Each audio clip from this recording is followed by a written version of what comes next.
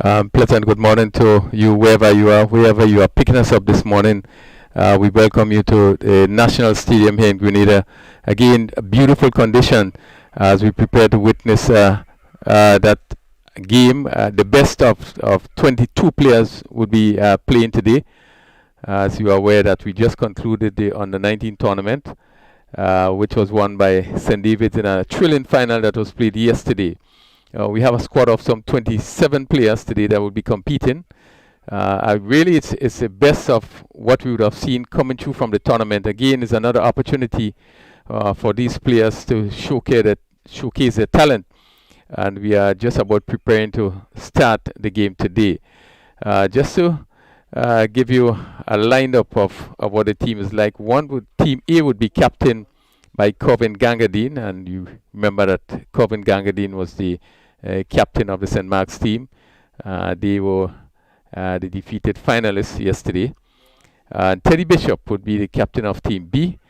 They would have defeated St. Mark's in that very interesting final, which was played yesterday. We are just about waiting to go down to the toss. In the meantime, the players are just doing a final warm-up. And we expect today to be another good day. We must see how happy we are in terms of the condition. We have been happy here, just right for cricket, and we expect another keen contest. The players obviously would be an opportunity for selectors here to look at the players. The fact that there really haven't been much cricket being played in the region.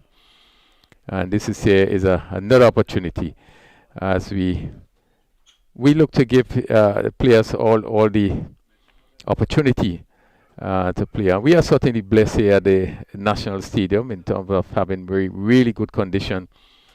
And I must say that our groundsmen have been doing a tremendous job in making sure that our facility is really up to standard.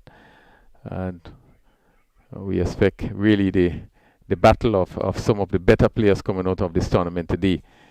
And we do expect to see some very top performance. We would have seen the likes of Akim Ogis and Teddy Bishop and Keshawn Anju are some of the standout players in the tournament. We certainly expect that we're going to see them really come forth today. So we're just about to go down to the toss. So at this time, we're going to join Kerry with the toss with both captains on the field. Over to you, Kerry.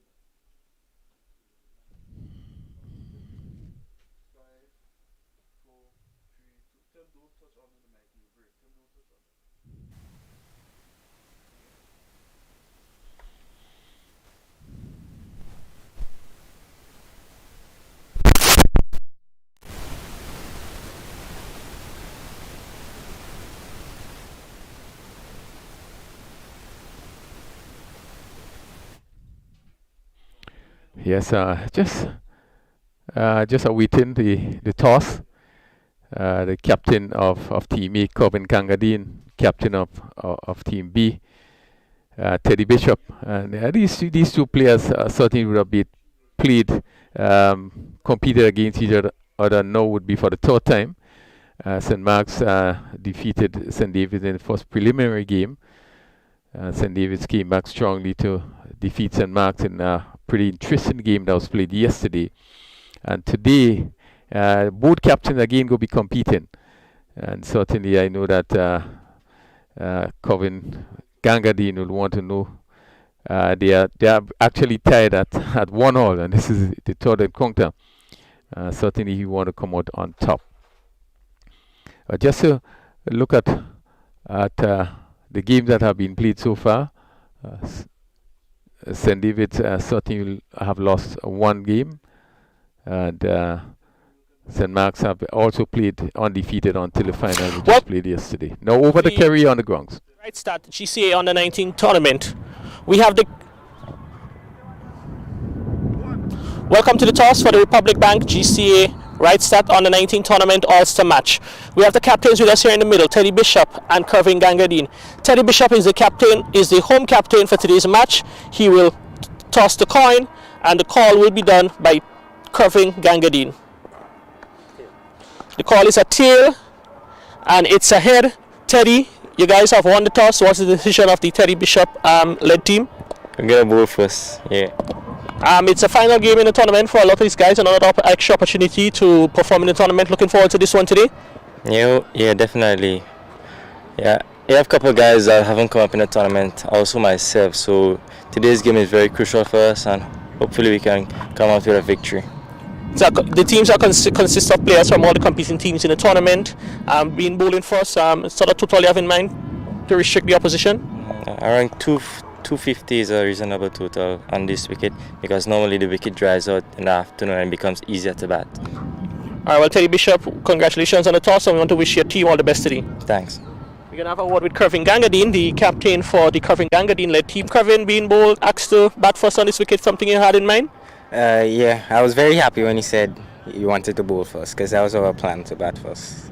Alright, it seems to be a good wicket. You played all the matches in the tournament, played here at the National Stadium. What sort of total you think would be a good one? Well, we are striving for hopefully 300, but if we get 250, that will be fine, you know. Playing in an All-Star game, a makeup of players from all around the island who would participate in the tournament. Excited for the prospect today? Yeah, we are very excited because everyone here is familiar with each other, and you know, we play hard cricket and we encourage each other, so we're just having fun. Alright, so Kervin, we want to wish your team all the best in today's All-Star match. Thank you. Alright, so that's it. The toss, the news from the middle. Teddy Bishop's team has won the toss and they've decided to bowl. Thank you very much, Kerry. And again, St. Mark's, not St. Mark's, but Kervin Gangadine's team, Team A, they will be batting first today. And certainly, interesting decision that have been made. Teddy Bishop winning the toss and electing to field first on a wicket that we presume would be a good one for batting. Probably the best stage of the wicket would be probably this morning. It's the same wicket that was played on yesterday. So one would tend to think that the wicket is going to play pretty well for batting now. Maybe this afternoon, yes, ball is going to come on, but probably the tendency to probably keep a bit low. So it will be interesting. The decision that have been made by Teddy Bishop to field first. Just a look at the players for Team A, and they're going to come from these players. We just awaiting the final squad. Darren Sensier, we expect him to open the batting with Wendon Charles. And Wendon Charles, a player from Karakou. We are so happy to have this style represented here. He's doing some studies here, so he's actually onto that Team A team. A player that strikes the ball well, and we expect to see him perform today. Akim Ogis, who have been outstanding in the tournament, having scores of 65 not out, and got important 57 yesterday. And one thought, even when he batted, one get the impression that St. Mark's would have really run away with that game, playing against St. David's yesterday. But at the fall of his wicket, things really turn around. So we expect Ogis again going to put on pretty a good show today, and we expect that he will lead the batting.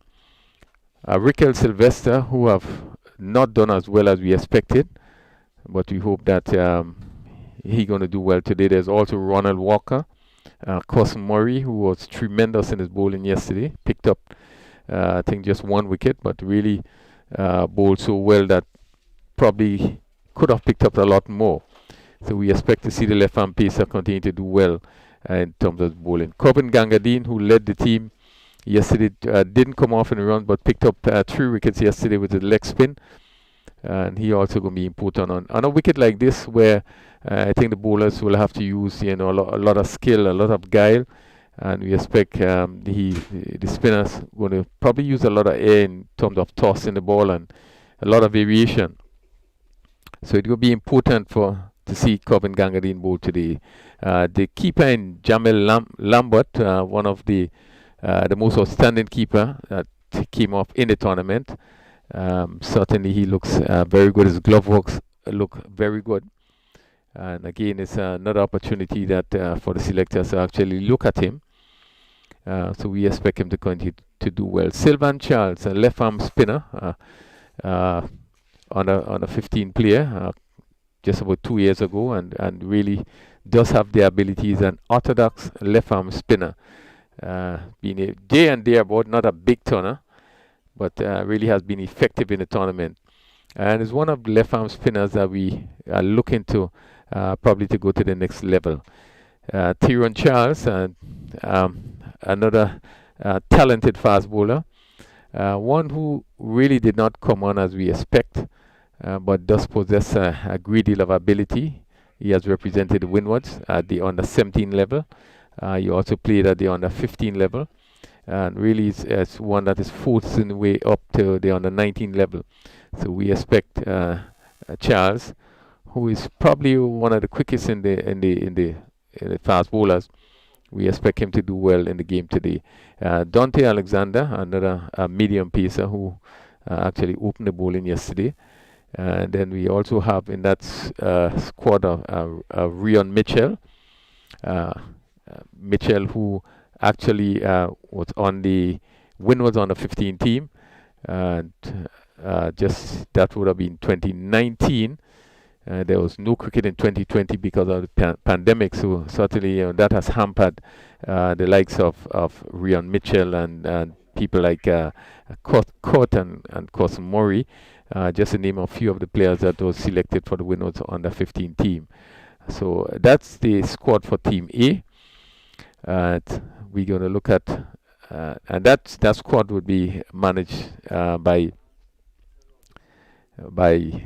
Johnson Richardson, and will be actually coached by Clyde Telesford. Team B, we have Team B, and that team would be led by Teddy Bishop and includes Joe Max Wildman. He's one of the opening batsmen. Shion Anju, who we saw yesterday, did play a good hand for St. Mark's. I think he went on to get 33, and his wicket, he fell at a very important part of the game. I think this is where the game actually turned when he lost his wicket. So he again would try to impress. Certainly in the game today, he will want this opportunity to impress the selectors. Teddy Bishop, the captain, a player that a lot is expected of, and certainly we haven't seen him really come through as we expected. So we expect today, playing under really no pressure, but just to perform. As he said, as the toss was spun, he has not done well yet, and he's expecting today that he really gonna bat well. Devon Joseph, and he's another outstanding player that would have come up from the under 15, actually represented West Indies at the under 15 level in England, and that would have been in early 2019. Again, is an opportunity for him to do well. He have not been scoring well during the tournament. He also represented St. Patrick's at the senior team in the T20 tournament. We expect again that opportunity for Devon Joseph really to put his head down and score some runs. He looks well. He does technically look as a song player, but really it's just a matter of the concentration and being able to put runs next to his name. So again, there's another opportunity for him. Then there's Kurt Murray, that left arm spinner, and Kurt Murray, remember, picked up some 5 wickets yesterday, and he was man of the match and really player of the series. Picked up 15 wickets in the tournament. A lot is expected of him. Left arm orthodox bowler. Again, he was one of the players that was selected, the Windwards on the 15 team, that really never had an opportunity to play in the West Indies tournament, and that is because of the pandemic. So much of our players who was selected for the winners on a 15 team, never had the opportunity to play. Grenada would have had 6 players selected on the winners team. So again, it's an opportunity. Still young player. It's an opportunity for him to do well. There's also Corey Celestine, another player that have been selected for the Grenada for the Windward on the 15 team, and he too is one that strikes the ball pretty hard, very aggressive player, and will want to really do well today. Jelani George, who is also another left arm spinner. So there are 3 orthodox left arm spinner in the makeup, and let's hope that he's fit today, that he would be able to play. Kelchon Andrew, one of the standout players in the tournament, right arm fast bowler, and he picked up I think some 12 wickets in the tournament, and really he's one that is really look for the future. He looks well yesterday in terms of his bowling. He bowled well throughout the tournament, and certainly he's one of the players that will be looked at going forward. And we expect a lot from Kelson Andrew. Even his batting yesterday was not bad. Obviously, there was a threat when he was trying to get to the 168. That was necessary for St. Mark's. So we expect him to also perform well. There's Enoch Toussaint, and this is on a 15 player that, and right arm fast bowler, and a young player that came way up from the kiddie cricket. One remembers him at the Montmorris Primary School, and it was so good to see him really leaps and bounds, came up and was able to represent Grenada there on the 15 level, and really has forced his way onto the under 19 team, and a lot is expected from him. There's Devon Tyson, and that's another player that represented the West Indies in England 2019. They're on the 15 level. So Grenada had 2 players that represented the West Indies at the under 15 level, and these players went off to England. I think it was around July 2019. So they do have a stint with the West Indies team, and these 2 players will be looking to make a name for themselves to go forward. They are now on the 19 squad, and we expect great things from them. There's Deshaun Thomas, and there is also Gerald Jeremiah and Javan Andrew. These are the other 2 players that have been selected. There's one Tyrone Charles, again from St. Andrews. He played at the under 15 level, and a lot is expected of him. He took up some 12 wickets in the tournament that went. So certainly I know that the eyes of the selectors will be on this young player. We expect the players to take the opportunity today, really to perform. I think they wouldn't be playing under any pressure, but obviously we expect them to go there and to play their game. We are now basically set. The field is in splendid condition. Again, credit to the groundsmen. We haven't had rain probably for the last few weeks, so there have been a lot of hot sun as we see the umpires just making their way out. It's John Mark and Sean Manwaring, the umpires that umpired the game, the final yesterday, now making their way out onto the field. It's a beautiful condition. We expect the pitch to play well. One would think that the decision to bat first is, in my view, is a good one. And as we heard the captain of Team A, Corbin Gangadine, said that they would have batted if they won the toss. So they will relish this opportunity this morning. As yet again, another opportunity is being given to these players to showcase their talent. We know that this broadcast is going live across the region, and certainly is an opportunity maybe for the rest of the region to have a look at or under 19 players to perform here today. Now, team led by Teddy Bishop, and he's sporting the number 13 jersey. Now takes onto the field.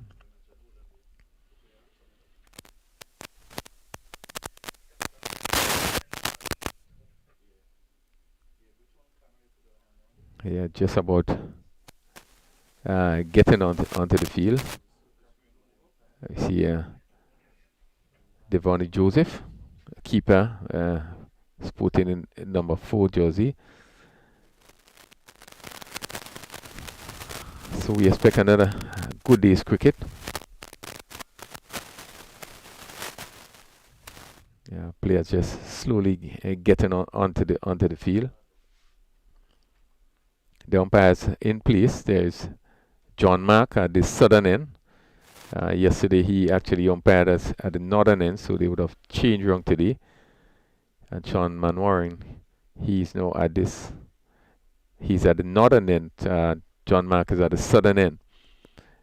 And both umpires in place as players just doing the final bit before they get onto the field. A really lovely condition. And certainly I think that Team A would relish the opportunity to bat this morning as the players make their way onto the field. We give you the final squad that will be playing in just a moment. Kerry Frank is going to join me just in a while. But we expect today to be another interesting battle, and the players certainly should be playing this game today with really no pressure. Yeah, we expect to see them, go out and really perform. This is a final opportunity at this level, and therefore we expect the batsmen, Akim Ogis and so forth, to really bat today. Wyndon Charles, again, it's an opportunity for him. Speaking to him, he's one of the players that is so keen in trying to do well and trying to make it. And there is a great opportunity for him today. I assume he's going to be opening the batting.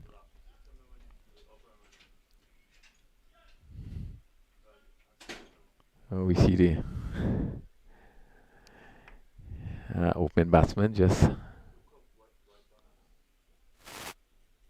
walking onto the field. Let's see. The over will start from that southern end.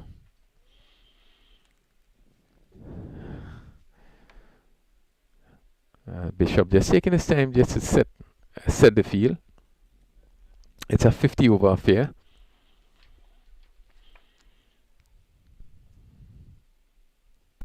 As we see in place, long leg on the boundary. We also seen a third man going back on the boundary. Bishop himself looking to stand and slip. There's a backward point. And just slip and probably a gully. He was going to start to. There's a mid wicket, a mid on. Let's see. Just having a discussion there with Andrew. It seems that's gonna pick it up from that southern end.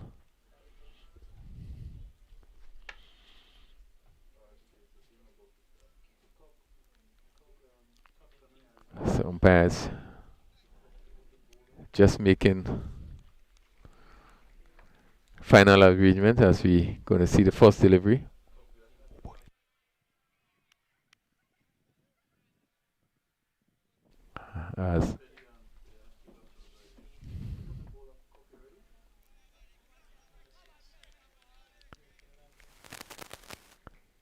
As we first delivery, that seemed to be Andrews has played to mid wicket. There's no chance of a run. Kelcher and Andrew.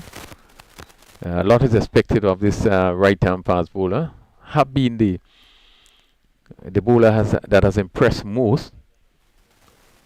Fast bowler that has impressed us all, and we expect him really to do well. He's bowling to 2 slips. for first and third slip as he's up to the wicket ball outside the off stump. Again, Joseph, who look pretty confident there, and taking behind the stump. Sylvester, Raquel Sylvester, right-handed Sylvester, facing, and Darren Sincere. Again, opportunity for him to go. As welcome my colleague Kerry, hard-working Kerry this morning. Good morning, Kerry. Good morning to you, Crudy, and good morning to all our viewers, whoever you may take in the stream from. Certainly a wonderful conditions here at the National Stadium for this All-Star matchup.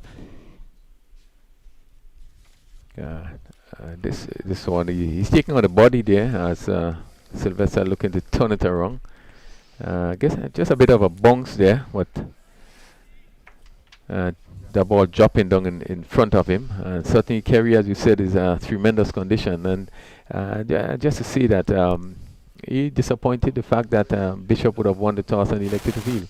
Yeah, I think he's telling himself, as he said, either played off the back foot by Raquel Sylvester or coupled outside the off stump, which really didn't threaten him. But probably in the second over, he'd want to get it a bit closer to the batsman, getting them on the front foot, with a hard red ball in his hand.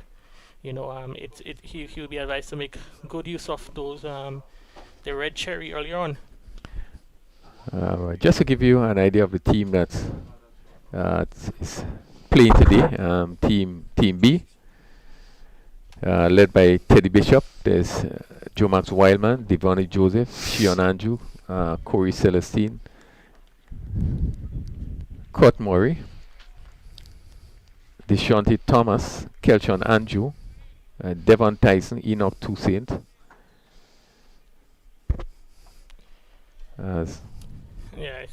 So it's actually 13. We also have Gerald Jeremiah and Tion Charles. Yes, so all 13 players involved in the match will be playing, 11 batting, 11 bowling. And as we see, the second over to be bowled by Devin Tyson, coming in here from the northern end of the ground. And momentarily, we're going to give you the lineup for Team A, which is led by Kevin Gangadine, and that one a bit outside the off stump, close to the guide that is used by the umpire to call wide, but in this case the umpire said he's probably just inside the line, so he's going to, that one he was able to get away with. Yeah, just wide off the off stump there. Devin Tyson, one of the outstanding players at the under 15 level, who actually were on that West Indies under 15 team 2019 to England, so a lot is expected of him. Yes. I think we'd have had, 2 picks, as this one is signal wide. Right, the umpire, this one going down the leg side. I think, was it 2 picks we had that year between 2 picks, Tyson Devonnie Joseph. And Devonnie Joseph. Yeah, a couple of years ago they'd have travelled with that team to England. Yeah. And it's good to see that those guys are continuing the development through the age group level, and it has been the case for us in Grenada for a number of years now, where we see players are able to move from one group to the next group and continue to perform exceptionally well. Yeah, it was pretty unfortunate that some of our under 15 players didn't have the opportunity. As you know, we had how many 6 players that made the Winwood's team. Yes. Would have been involved in West Indies tournament. We had people like the Murray brothers, Celestine, and so forth. Rion Mitchell, and thank you. Yeah, certainly has been a great opportunity with the players could not have gone on. Yeah, it has been as another casualty of the COVID pandemic. That last under 15 tournament, we just played Grenada, won all the matches in the group stage and in the final, and we had, I think it was 7 picks actually. I think it was 7 picks we've had. 6. Yeah, which made it to the Winwood's team. Just about half of the squad which was selected, they were supposed to play the under 15 tournament in Jamaica later on last year, but that tournament would have been curtailed due to the COVID pandemic.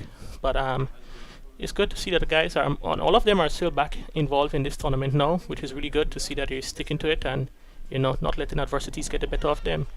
as we see an excellent delivery there from Tyson, drew the batsman forward, and he was beaten by a good one. Yeah, good delivery, Celestine. Yeah, just seemed to be unsure in terms of where and whether he should play or not. But you can see the ball just moving away outside the off stump. Tyson does possess the ability to move the ball about, and I think that was really one of the feature of his bowling in that Winners tournament, West Indies tournament, that he was able to get onto the West Indies team, and a young man that possesses a lot of talent. This time, this one is wide outside the off stump. It's not signaled wide by the umpire, but the batsman watches it go through into the gloves of the wicket keeper, and I think that would be Jamal Lambert, the keeper for Team B, Team A. Lambert from the victorious conquering team St. David, who would have won the final yesterday against St. Mark, and he would have been adjudged the best wicket keeper.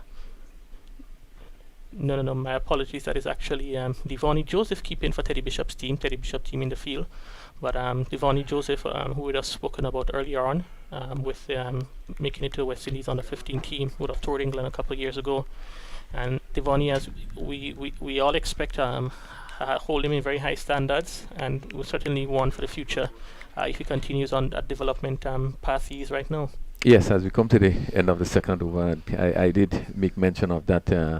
In my opening, Devonnie Joseph is a player that we expected a lot for, based on the talent and his ability that he has.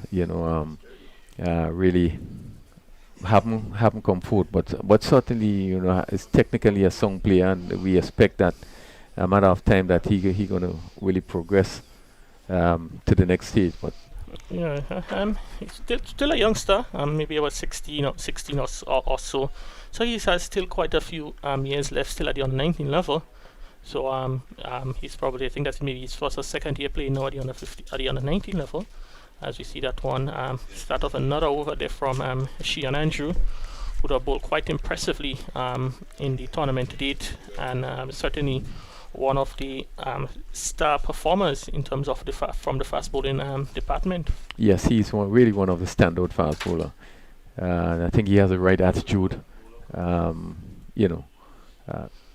Seemed to be a disciplined cricketer, and he did well in the tournament. And we expect that this player is really going to make leaps and bounds if he continues in the vein that he is. Again, and moving the ball both ways. This one, he was able to move it away. The delivery before came back into Sincere, who is now just faced his second delivery as we enter the third over. But certainly he's one for the future. Oh, most certainly. Quite good action, quite lovely action. And he's one of those, he just looks like it comes all natural to him, right? There's might have a few tweaks you have to work on, but still there's a lot to work with from the youngster from St. Mark. Yeah, beautiful delivery. He has a lot going for him. I think the way he gets to the wicket is this sort of rhythm, and that's a hallmark in terms of when you're going to look at a fast where you see he comes up. Maybe he just need to straighten himself a bit as he deliver. You can see the kind of side bending, but those are things that can be worked on. But he really possesses what it takes to be a fast bowler, and one hope that he will go from strength to strength.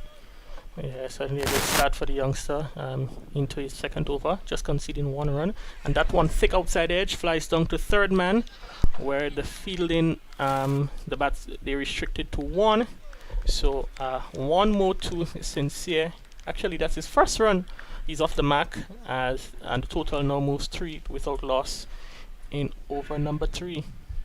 Yeah, again, delivery moving away from Sincere, and just not really over pitch, but pretty good length wide, but he had the room and he really flashed hard, so it flew over the slips, and when one bounced down to third man, and Sincere picking up his first run, so he's in his third over. Just his third delivery, his fourth delivery he would have pace. Yeah, the two first overs, all 12 deliveries, was faced by Raquel Sylvester. So as we see, Another delivery coming into the batsman. Play come through for a quick single. Oh, Hard. hard appeal for a run out from the non-striker's end. But that was certainly a good bit of fielding there from that makes it to be just gonna see if I can identify that fielder for you, number 9 on his back. So that would be Joe Max Wildman. He's certainly a live wire in the field. Yeah, a close one there. A close one there, and Sylvester just happened to get in. But good work, and we see there again Andrew getting the ball to cut back. So we have seen him, one leaving, the next one coming back, and that he have been consistent in his over, and the movement that he have been getting, and that goes all well to the hallmark of a bowler that really can do well.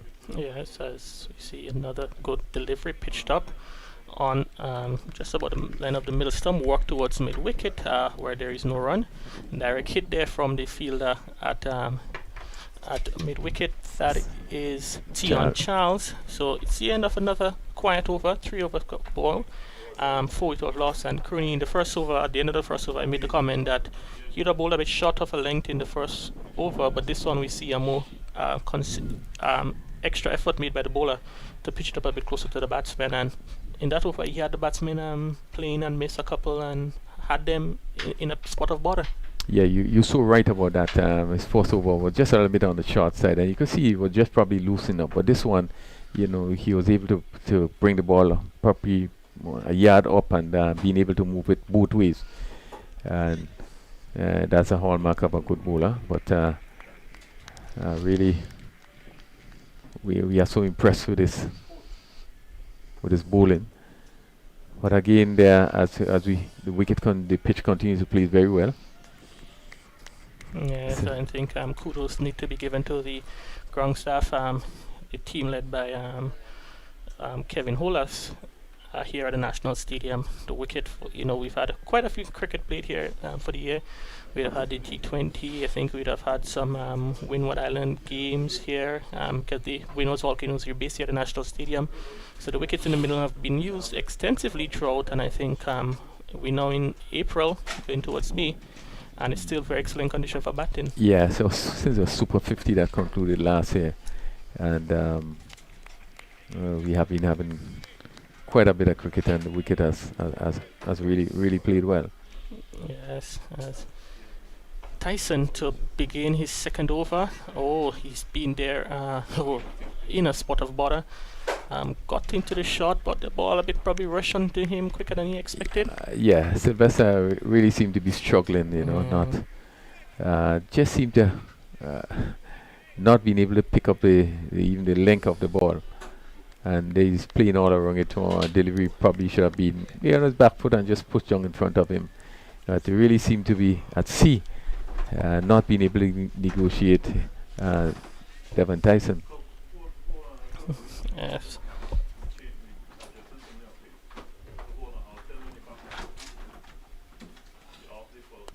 A delivery which Sylvester is comfortably behind, so he seems to have been able to negotiate that one quite well. Another dot ball into the scoring system. So far it's been a slow start, but I think the batsmen, with 50 overs, they don't want to remain out there for a long period of time. It's obviously the hard new red ball. You'd expect the bowlers to get something from it. So it's all about preserving your wickets, and the batting should become much easier as the innings progress. Yeah, it's an opportunity for the batsmen to go play with no pressure, but play themselves in. Again, Sylvester pushing outside the off stump, but delivery before I think was the most confident shot we have seen from Sylvester. He was behind it and pushed it out, and there he was looking to push maybe square cover. He made no contact. Got a feel for Tyson. 2 slips, field on the third man boundary. Backward point cover and a mid off, and just 3 players we have seen on the leg side, and we would have seen that on again playing and missing outside the off stump. We have seen it on numerous occasions yesterday in terms of the field setting. Teddy Bishop, who captained the St. David's team, with 3 players on the leg side. I think that was, that seemed to be a style that he uses in terms of field placement. Yeah, and so he's actually bowler to keep the ball outside the off stump. Doesn't want them to be bowling on the legs, and you can say bowling short is out of the equation, because the only man behind square is the fielder down there at almost squarish, backwards square, more squarish fine leg or long leg. So there's lots of gaps on the onside. So as we see the bowler looking to target outside the off stump, a yard or so outside the off stump, and so far he has been successful. Yeah, I thought of argument the 6-3 field. One would think that you probably limit the bowler in terms of what he can do. The fact that you're asking him to just bowl one side of the wicket, whereas if you probably had maybe another fielder on the leg side, you're given the option of maybe attacking the stumps. So that's another argument. My view is that you would want to use the 6-3 field, or you're trying to focus on one side of the wicket as a plan B, based on what is happening. You start off with a field where you're probably going to be looking to give the bowler an extra option, and then based on how things happen, then you could decide to then focus on one side of the wicket, probably because of how the batsman is being played, or what you're trying to achieve. Yeah, quite correctly. As you see, for the, I'm gonna look at the field. I think it's similar field in place for Kelshawn Andrew, who is coming from the southern end of the ground. 2 slips in place. The captain himself, Teddy Bishop, with another good delivery ball by Andrew. The load appeal. It'd be interesting to look at it again, whether it came off the bat and onto the pad, But again, since you're looking to play it around, but you've seen a movement from probably from Andrew, probably too much movement. Yeah, just carrying on down the leg side from the angle, which was delivered by Andrew. Very good delivery. That one a bit pitched up, and the batsman digging it out down to mid off, and Crony. Those full deliveries, Yokeling deliveries, is something we seem to see slowly and moving out of the game, dying out from the game, because the batsman is either short of a length or short or full, but the Yorker or those Yokeling deliveries, it's fast disappearing from our beautiful game. But you're certainly right, and it's a difficult delivery to bowl, but it used to be bowled with more frequency. And just listen one of the IPL game, and the commentators made the same point in terms of the Yorker. It's really a difficult delivery to bowl. We don't see much bowlers that seem to be endeavoring to bowl Yorkers. Yeah, well, at the same time too, as you said, it's a difficult delivery to bowl, and the margin for error is very slim, especially in this modern day when you're playing with such good bats and good wickets you're playing on. You miss your length by an inch and you can travel far. Yeah, particularly in the shorter version of the game. Yeah, exactly. So one could remember, even as we speak about that, Ambrose against England. And when he really run through England, I think England bowled for 45. And but he's one of the players that one can term as being consistent in being able to bowl the Yorker. Edge and dropped by Shion Andrew in slip. The ball, his brother Kelshawn Andrew would be a bit disappointed with his performance on that occasion. He drew the batsman forward, that is Raquel Sylvester, feeling for that ball, thick outside edge, flew to slip. He just had to move. He literally just had to move across to his left, and there he goes, spilling an easy opportunity. And Crony, they do not come much easier than that in slip. Yeah, you expect that to be taken. Good height, comfortable height, and he will be disappointed not being able to pick up that catch. Again, Sylvester, pushing at the ball outside the off stump, and they left him, took the edge, and went a really comfortable height. That one again follows it up with another beautiful delivery. This time it was much fuller. Had batsman Sylvester driving, beats pass between bat and pad and into the gloves of the keeper, very close to the off stump. just inches away from the off stump, and you can see Rikel Sylvester is finding it very difficult early on here at the National Stadium. Yeah, very difficult. Very difficult. He just seemed to be playing all wrong, not being able to get a feel of what is happening. Well, he haven't had too much of a. I think he started the tournament well. I think he started well, and I think got 30 odd. And did look good, I think, in one of the early games. But as the tournament went on, didn't seem to come on. But it's a player that do show some talent. He also was a national under 15 player, but really haven't been able to get back the ball. Yes, it's going to be another over from that is Devin Tyson. So for 2 overs, 1 maiden, no runs for 1 wicket. Very slow start here in the batting first. The Curving Gangadines 11. They're 5 without loss from 5 overs. Sorry, Team A, which is led by Curving Gangadine, as Sincere is about to face up.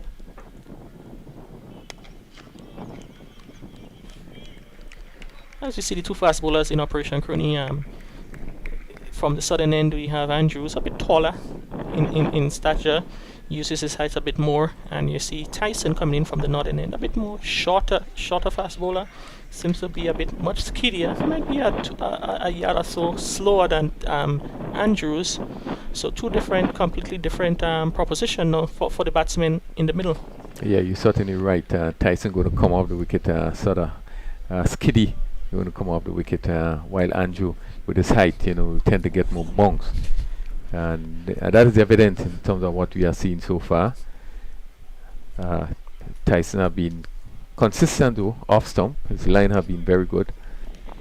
Andrews, because of his movement as he's getting, just get a few probably to come in, maybe to angle down the leg side. But Tyson again on off stump attack line, very good. He's pushed down to mid off. 1 to Sincere, and that takes his score on to 2. His score. It's 6 without loss, and we are in the 7th over. So really have been a quiet start, slow start. Yeah, well, I think that could be also showing that the batsmen, they're willing to stick it out a bit, because you've seen in previous matches or in matches in the tournament, you have seen teams getting off to fast starts, losing a couple of wickets, and then it went all haywire from there. But if they're looking to probably just grind it out for a few overs, as that one is a very good delivery there, which beats the pushing blade of Rikel Sylvester. So the bowlers, as we'd have been mentioning from the Team A, Curving Gangadine's team, they seem to be quite on bang on target and keeping the ball at a very good line and bowling the ball at a very good line and length, and having the batsmen, at bay at the moment. Yeah, interestingly, the lines have been pretty good. I think consistently they seem to be keeping the line off stump, just outside the off stump. Number of deliveries went past the bat of Rikel Sylvester. Tyson.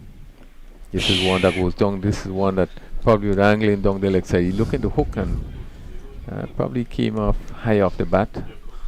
He picked up a single, but it's the first delivery that was short from Tyson and closer to the body. Yeah, I think it probably actually surprised the batsman, because as you look at the replay, he was looking to come forward, and then in the last moment he realized that the ball was stuck in short and he had to go back and pull.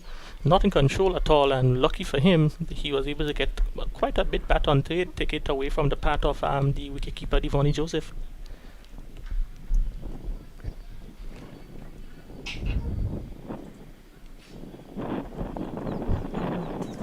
Well, we probably spoke a bit too quickly.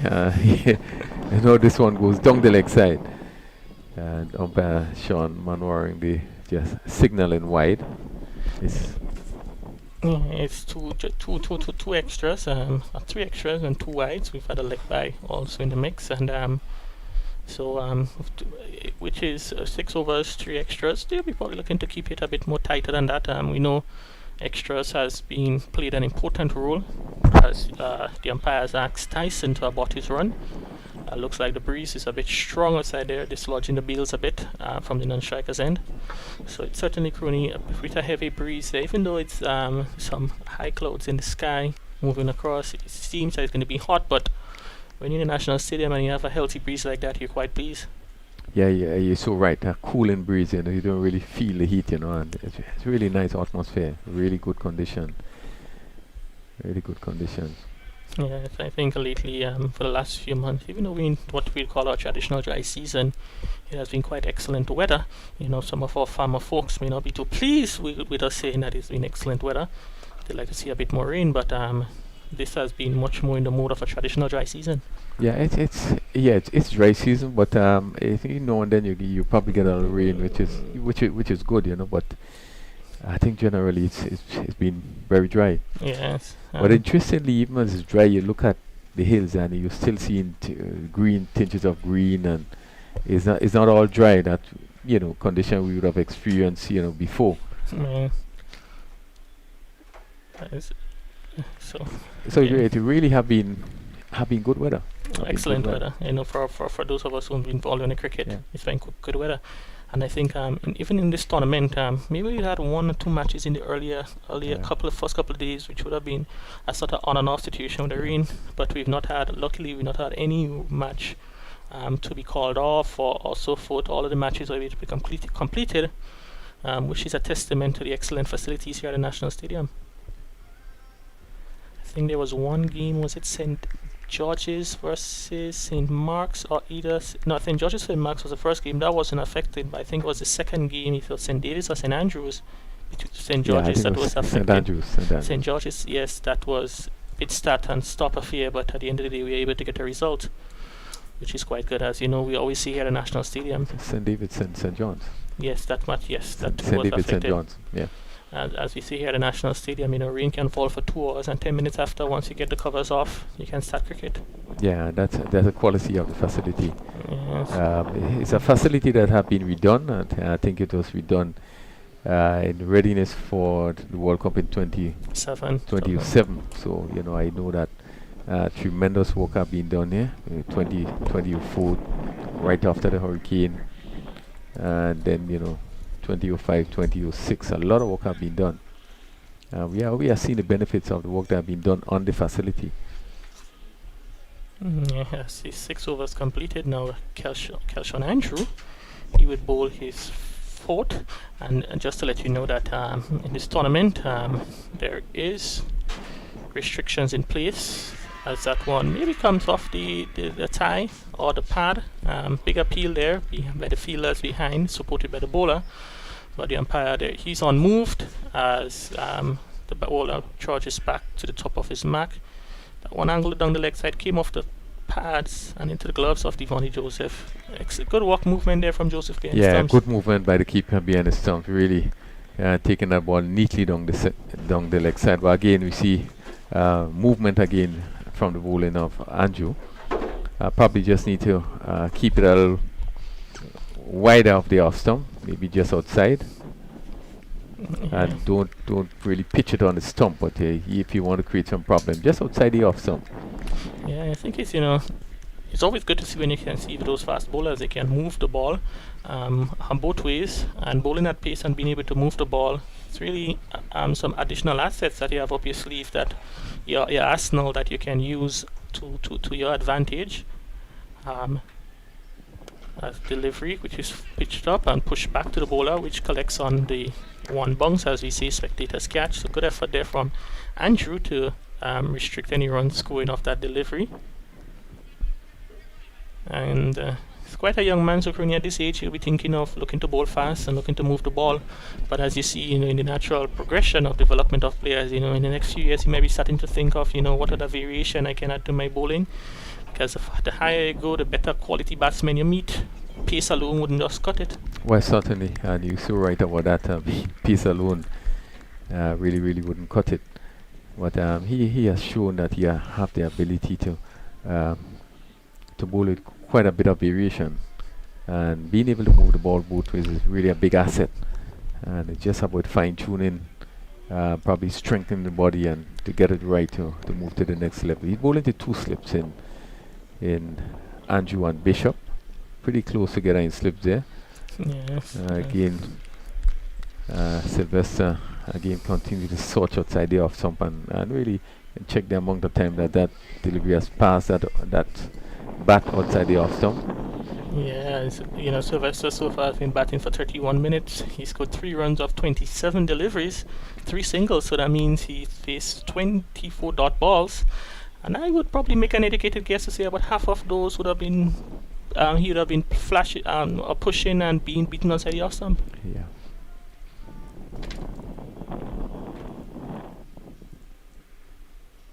And it's like right on cue, Crony. Another dot delivery. Yeah. Another ball beating the outstretched blade, and I think Andrews might be wondering, what can I do now to get an edge? He did get one, which was spilled by his Which was brother. spilled, yeah. Yeah, it's 8 without loss in the 7th over. At Kerry, we were speaking yesterday. We were speaking about the fact that we are seeing a number of the young players, which is such a good thing. Players really just coming up there under 15 and now find themselves into the under 19 tournament. And the fact that the pandemic, the cricket would have been hampered in the schools. It really haven't been an opportunity for players to play no United Insurance, no school cricket. Yeah. It makes it really, really difficult.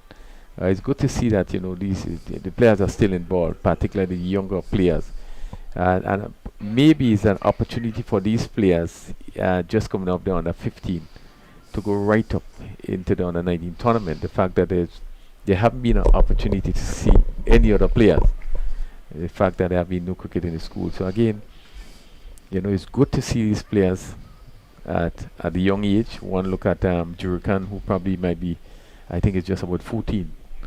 And he already have been sitting with even the senior team in some of the tournaments. You've seen him around.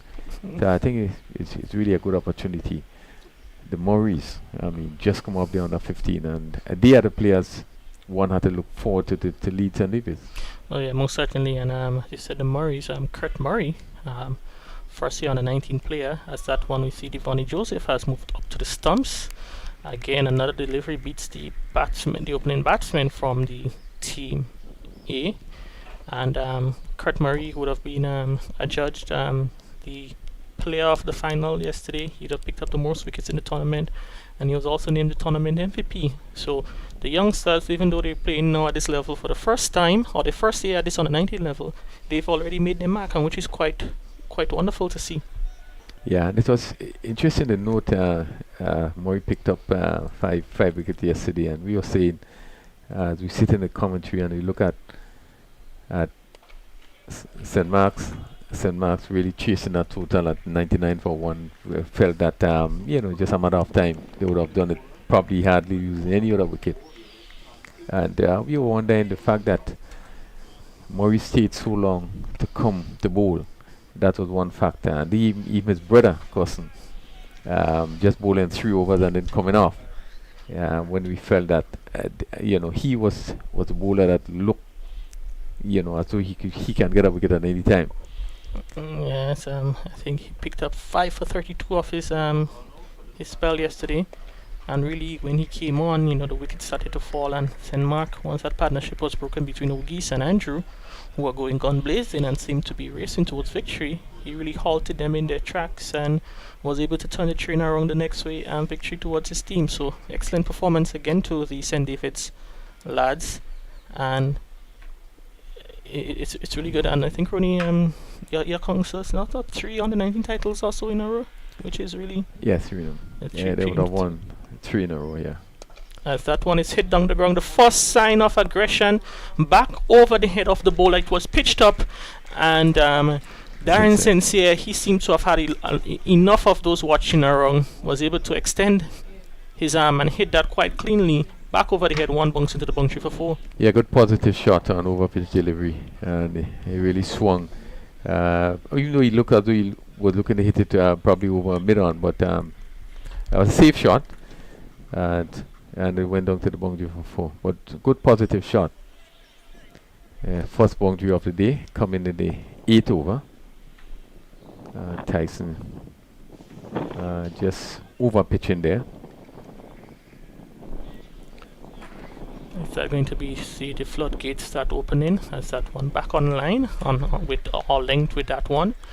Dropping it short of a length, and the batsman comes forward and defends back to the bowler as the first boundary scored in over number 8. Yeah, but just to go back to yesterday's game, I think it was a really interesting final. It was good to see that the final. I think both parishes would have scored. Well, St. David's would have scored the highest total, and if St. Mark's had to win, they would have been called upon to score the highest total. I think it's good that in terms of the runs making, that you find that both teams were able to bat. St. David's in particular batted for 50 overs, and St. Mark's really just fall short. But it was so interesting that time you figure that St. Mark's were in total control. Yeah. St. David's 110 for 7. That's right. You felt strongly, and then they got up to 167. St. Mark's 99 for 1, and we were really sailing until they lost out of wicket, and things just really turned around. Yeah, I think St. Mark's, looking back on yesterday's performance, they would rule the opportunities they would have given away in the field. I think they would have given away in excess of 40 extras. So when you give away 40 extras and you lose by 27 runs, you're really the one to blame for that performance. As you said, they were 110 for 7. Then they had a 43 runs partnership. I think it was between Lambert and Murray, Rishon Murray and Jamal Lambert, put together 43 for the 8th wicket. And out of that partnership, I think more than half of those was extras. So it's really, I think, the ill discipline and or the generosity of St. Mark really came back to hurt them in the end. Yeah. I think they had 2 real opportunity. At 99 for 1. Those players really look, at they was racing to the target. Yeah, as you say, normally in this cricket, when one set batsman goes, the next one tends to follow quite quickly. Ogisi, he went for 57. Shion Andrew, he went for 42. And combined, those two guys, they scored 100, and I think it was just 57 and 42. That would be 109 runs between two of them. Two batsmen scoring 109 runs, chasing 168, and they end up losing by 27. Shows that the other batsmen really didn't come to the party for the team yesterday on the base off stage. Yeah, and it was said very early that these 2 players would have been key for St. Mark's victory.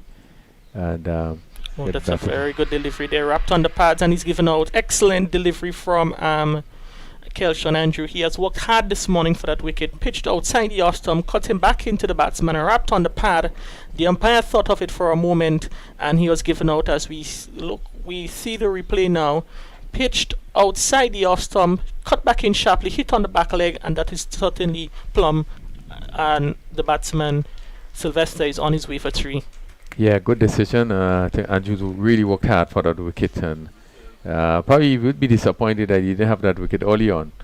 But Sylvester really struggled. Really was searching for deliveries from both bowlers. Really, he didn't have a good stint at the wicket. He really was playing all over the place, and Andrew again showing his ability in movement of the ball, being able to pick up his first wicket. Yeah, very good stuff there from Kelshon Andrew, angling back into the batsman. And we talked about earlier on, his ability to move the ball, get the ball to move from the right hander and into the right hander. This time that one pitched and cut back into the right hander, and he really had the batsman at bay on that one, and wrapped on the pad. I think probably he was maybe expecting it to go away from him because he was shaping up to the ball outside. He also moving away, but a bit surprised at that one coming back into him, which brings to the crease the leading run scorer in the tournament, Akim Ogis. He's here in Grenada with the Winners Volcanoes doing some work, and he's playing in the tournament he played in the tournament for St. Mark, and now had another opportunity to participate in another opportunity to bat in the middle. He's not coming up against his teammate from St. Mark, Kelshon Andrew, and I'm sure he'd be quite familiar with his abilities, and we'll be looking to see if he can get on top of him in this over. Yes, certainly an excellent player. Possesses a great ability. But as you said, Gary, coming up against his counterpart, certainly Andrew would want to get a better of him. So competition between both players. Yeah, and I think unfortunately for Andrew, I think that was going to be the last over of his spell, because in all about making sure that we protect the fast bowlers and the players in the tournament, we don't want them to be overworked. So the stipulations mandate that fast bowlers cannot bowl more than 5 overs in a spell, and there must be at least 10 overs before they can be reintroduced into the bowling. Your thoughts on that provision, Gurney? Well, certainly it's not a condition that I agree with, really. You look at even world cricket, and you realize that the amount of players that have been playing Test cricket, even at on the 19 level, look at even the Premier League, 18-year-olds, and these guys doing well. Players that would have played for Pakistan in their Test matches. I do believe that it probably might to me prevent our young players from moving up very quickly because of the conditions. Yeah. It's a discussion that we had at a winners level at under 19 tournaments, and as you know, Kerry, being involved in the under 19 tournament as selector some years ago, I think way back 2015, there have been a lot of discussion in terms of that ruling. I think a lot of us is not happy with it. We think that 5 overs is pretty limited, and therefore, we think that it really should be probably increased, maybe double 8 overs. But I think one of the reasons that probably would have sparked that, I think there was an issue with West Indies on the 19 tournament, and I think it was fast bowler in Trinidad. His name just slipped me. But obviously, I think Tony Gray was in charge of that team, and there was a lot of talk about him regarding the length of time, the amount of work that he did in the length of time that he bowled, which just seemed to would have affected him, and as such, I don't know if it came from there, but there have been a lot of discussion in terms of the workload you give your fast bowlers. As you see, they start off no over, and oh my goodness, short delivery there from Deshante Thomas, hit to mid-wicket, and the field line mid-wicket, Corey Celestine has dropped. That is Darren Sincere. Short ball, look to pull it on the onside, finds mid-wicket and drops, easy catch, and an opportunity goes begging for the team led by Teddy Bishop. Yeah, simple catch there. It just hit straight to him, just went through his hands. Yeah, as we're going to see now, Deshante Thomas, slow left arm bowler coming between the umpire and the wickets to bowl from around the wicket into the right-handed batsman. It could have been a dream start for him on wicket off his first ball. Yeah, really a bad miss by Celestine. This time he drives, another drop catch, this time hit firmly back to the bowler, and Deshante Thomas spills the catch. He looks to be in a bit of anguish at the moment. That one was hit with some power, and the bowler, now he's in a bit of pain, clasping onto that wrist as his teammates comes across to offer some support. But the opportunities, now 2 opportunities in the over for Sincere. Yeah, it just seemed to be hit on the thumb. The left thumb high upon the thumb there. But it was really struck hard.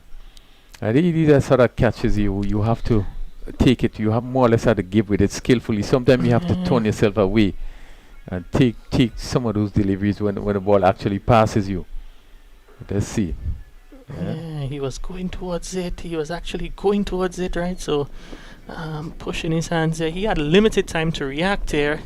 And the youngster, he seems to be all right now. He's back at the top of his mark. So now Sincere has had 2 opportunities in the over. Will he make it count?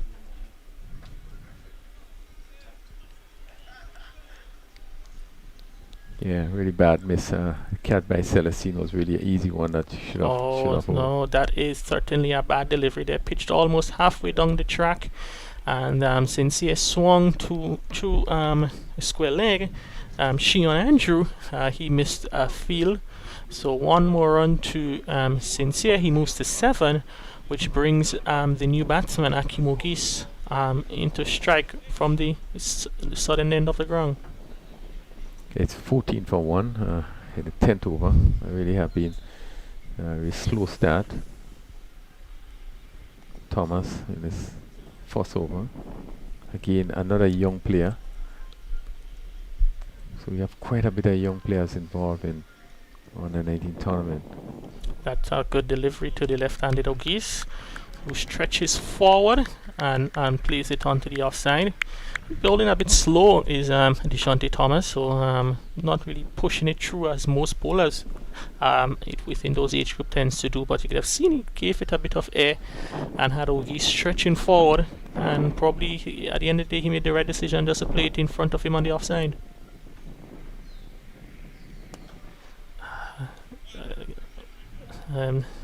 Ogis advances down the track, plays it down to Jeremiah, who comes off the long on boundary to do the fielding, and not waiting for it. I'm looking to use his feet and make his own pace of the delivery. As we've seen in that over, he has bowled those 2 deliveries to the left-hander. Was much better than what he'd have bowled to the right-hander. Yeah, he really was able to pitch on a good line. Ogis having to push forward to the first delivery that he faced from him, really had to cover, and using his feet push down to long and pick up another single. Really, it's an over. Really, he should have at least pick up the wicket of Sincere. But when 2 chances went a begging. We're going to see a change of bowling from the southern end. It's going to be Enoch Toussaint, the young bowler from St. George's. He's going to start from the southern end. So it's going to be Toussaint. Still a few opportunities left there for the captain. You still have Tion Charles, who was one of the leading bowlers in the tournament to bowl. The captain, he has done some bowling himself in the tournament. You have Kurt Murray, the leading wicket taker in the tournament. So certainly a lot of options available to the captain, Teddy Bishop. Yeah, you do have quite a bit of options. Just a bit on Toussaint.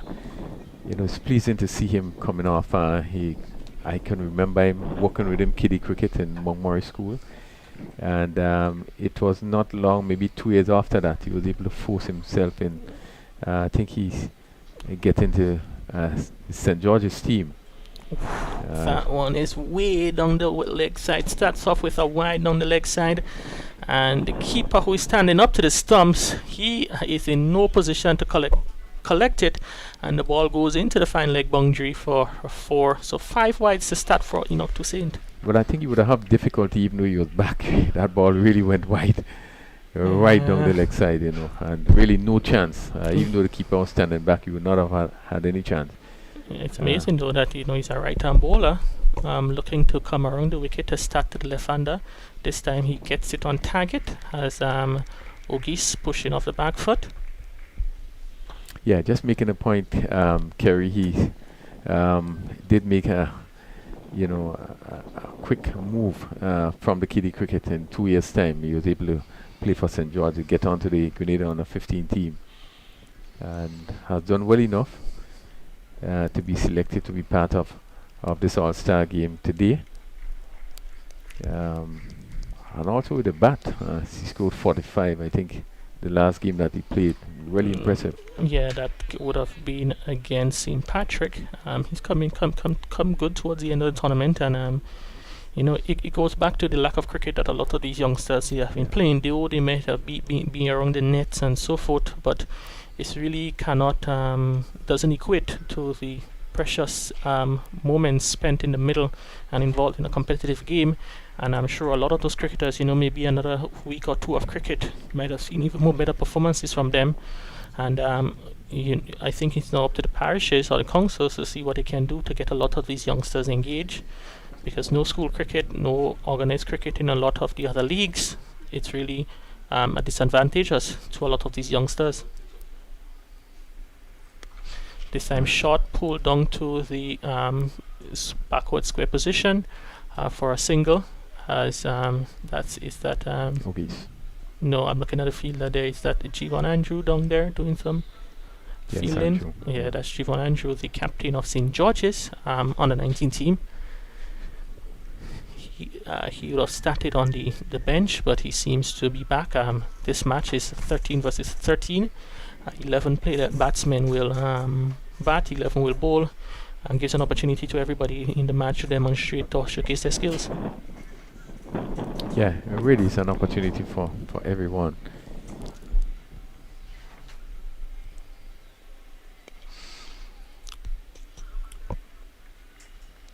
Yeah, you're making a point, Kerry, in terms of the fact there's no school cricket. And coming up with this tournament, one would hope, I can tell you that we already have discussions from St. David's League in terms of to keep the players being played. Some form of tournament to be played in Lasajas only. So we expect to continue this. We know that coming off of this game today, pretty soon there will be the T10, and following that, certainly we hope that the parish going to begin to see some form of cricket. I think you want to keep our players playing, and therefore I think every effort should be made to have some cricket in our parishes. Most certainly, I think the more cricket these youngsters will play, is the better they will get. In lieu of the absence of our school cricket, I think now, a few years ago when I was going to school, we'd have been playing our second tournament, maybe I think just about now before we go off to do our exams, because we still have, I think, the independence competition, we still have under 15 competition, we still have now, I think, the tournament, Massey United Insurance Tournament. So we had 3 tournaments in the space of a few months. I think it's cut down to 2 now. On the 15s now is independence, and the Massey's now more seniors. But we used to play a lot of cricket back then, and even in the St. George's League, the St. David's League, the tournaments on the weekends will go on, and a lot of youngsters would have been involved in that. And I know I heard you mention the tournament in St. David's, and I'm sure a lot of other parishes would love the opportunity to come and play, showcase their skills against your boys. So Mr. Crooney is generally a generous individual, so I'm sure if you call him to say that you have some guys who wants to play, I'm sure they can find themselves involved in those matches. Well, most definitely, the thing is to have our players playing cricket, and I must say that one of the things that really encourages us is to see the support of some of the families of the players being around, and certainly there's one particular parent that is certainly going to give full support to make sure that something is being done. We continue this process, and it's something that we'll have discussion on. Our committee is going to meet and discuss really the way forward, but certainly I'm seeing that come probably in the next month or so, we should be looking to have something started in St. David's. I look forward to hearing more of that tournament as it comes on stream. Deshante Thomas again using the flight. The batsman was advanced on the track. He got 4 at the end of the day, but it was not the 4 of the most convincing runs. Was able to get more towards the 2 end of the bat, and Deshante Thomas using the flight probably as we see the bat more 2 end of the bat over the fielder at short extra cover into the boundary for 4. So it's another boundary for Sincere. He moves on to 11, and team now led by Curvin Gangadine. They're 26 for 1. Yeah, and it's the second time we have seen him play that shot. I think the first time he was able to hit it. This is from the bowling of Tyson. Was hit it straight back over, and then good flight by Thomas as he came down the track and really was not to the pitch. And again, he was looking for the same shot to clear long off. We did able to, they feel I was at mid off, and he was able to get it over his head. Not in control, but be able to pick up another boundary. So that concludes the 12th over. It's 27 for 1. Sanchez is on 12. Ogis is on 3. 12 completed over, 27 for 1. Yeah, as we said, it's been a slow start, going at just 2 1/4 runs and over. Sincere looking to probably get after the bowling. We see in this over using the last over, use his feet on a couple of occasions to get at the bowling of Deshante Thomas. Was able to pick up, I think, 5 runs, 4 and a single off the final 2 deliveries. And now he's going to have to face up to Enoch Toussaint, who is coming in from the River Road end. And that one is down the leg side. Should be signal wide by the umpire. We wait for the signal. Batsman the over crossover for an additional wide. So 2 wides there. And Tyson a bit spurring it. Toussaint spurring it a bit early all over the place. He's conceded 7 wides in just 1 over bowled. Yeah, and he's bowling around the wicket to the left-handed Ogis.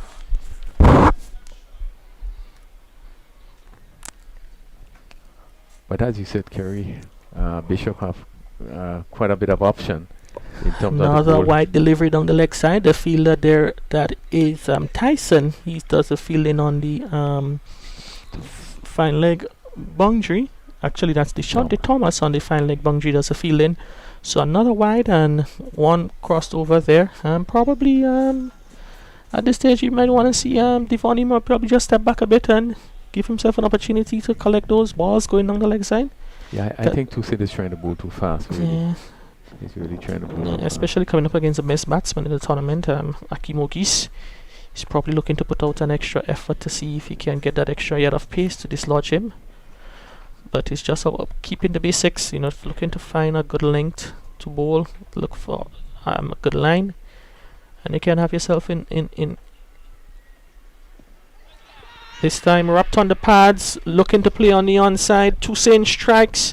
The umpire has decided that Darren Sincere is out, LBW. So another wicket for Teddy Bishop's team as we full delivery wrapped on the pad. We wait for the replay. Yeah, it's just full delivery, wrapped on the pass, probably in front of middle and leg. May have just gone on to hit the leg stump, but it was a really missed opportunity there from Darren Sincere. Full toss being a George LBW. Yeah, just missed that shot. He looked to probably hit it some mid-wicket. Probably tried to maybe hit it a bit too square and missed, and the umpire really had no hesitation. Ball hitting full on the pad, and Toussaint picking up his first wicket there, and Team A losing their second wicket. The new batsman made his way to the middle. Number 12 on his back going out, and is Shion. Number 12, that would be Wendon Charles. It's quite he's been quite explosive in short spurts in this tournament. Yes, and I expected him to open the batting. Seen him opening that game against St. George's, and did look pretty good. He handled the short stuff pretty well. We had the bowling of Charles, which was a pretty good pace, and I think he did handle the bowling pretty well. But he has been placed at number 4. It's a young man from Carriacou. Yes, in Carriacou. Do loves his game, and speaking to me, he said we really want to go on. He certainly would, I would think, relish his opportunity. Yeah, he's also I think he would have played on the 15 cricket for Grenada a couple of years ago also, so he has the experience of representing his country at the national level. He's now a student of the T. Marisha Community College, lives in the St. Patrick's area, and to relish the opportunity to participate in this tournament, and to also now be involved in this All-Star game. This one is walked towards the field at short mid wicket. There is no run. So now two left-handed batsmen at the crease, Ogis and Charles. As we see Toussaint looking to attack from around the wicket. Yeah, let's just continue the field as there's no slip, and one of thought you want to for the new batsman, just give yourself an extra chance. Yeah, and I think now also he's bowling out to a 5-4 field, long leg, a sweeper on the square boundary, backward square area, and a mid wicket, and seems to be attacking the stump. So most of those deliveries seem to be going towards the on the leg side. Yeah. Just picking up a wicket, extra pressure. You just want to have a man close in, and maybe probably just need to keep that ball just more outside the off stump. Yeah, I think that field now probably on the deep backward square. Probably would want to bring him into the circle. Yeah. As I said, the batsman is early into his innings. He may not be looking for that expansive shot early on in the innings. Yeah. But if you bring in the fielder there, then you realize he's not getting opportunities. So may want to go over the top, and an opportunity can be created through that means. Yeah, you want to give the bowler every opportunity, every chance. As a batsman goes into the wicket, obviously the first ball, there's always a bit of nerve, which is normal.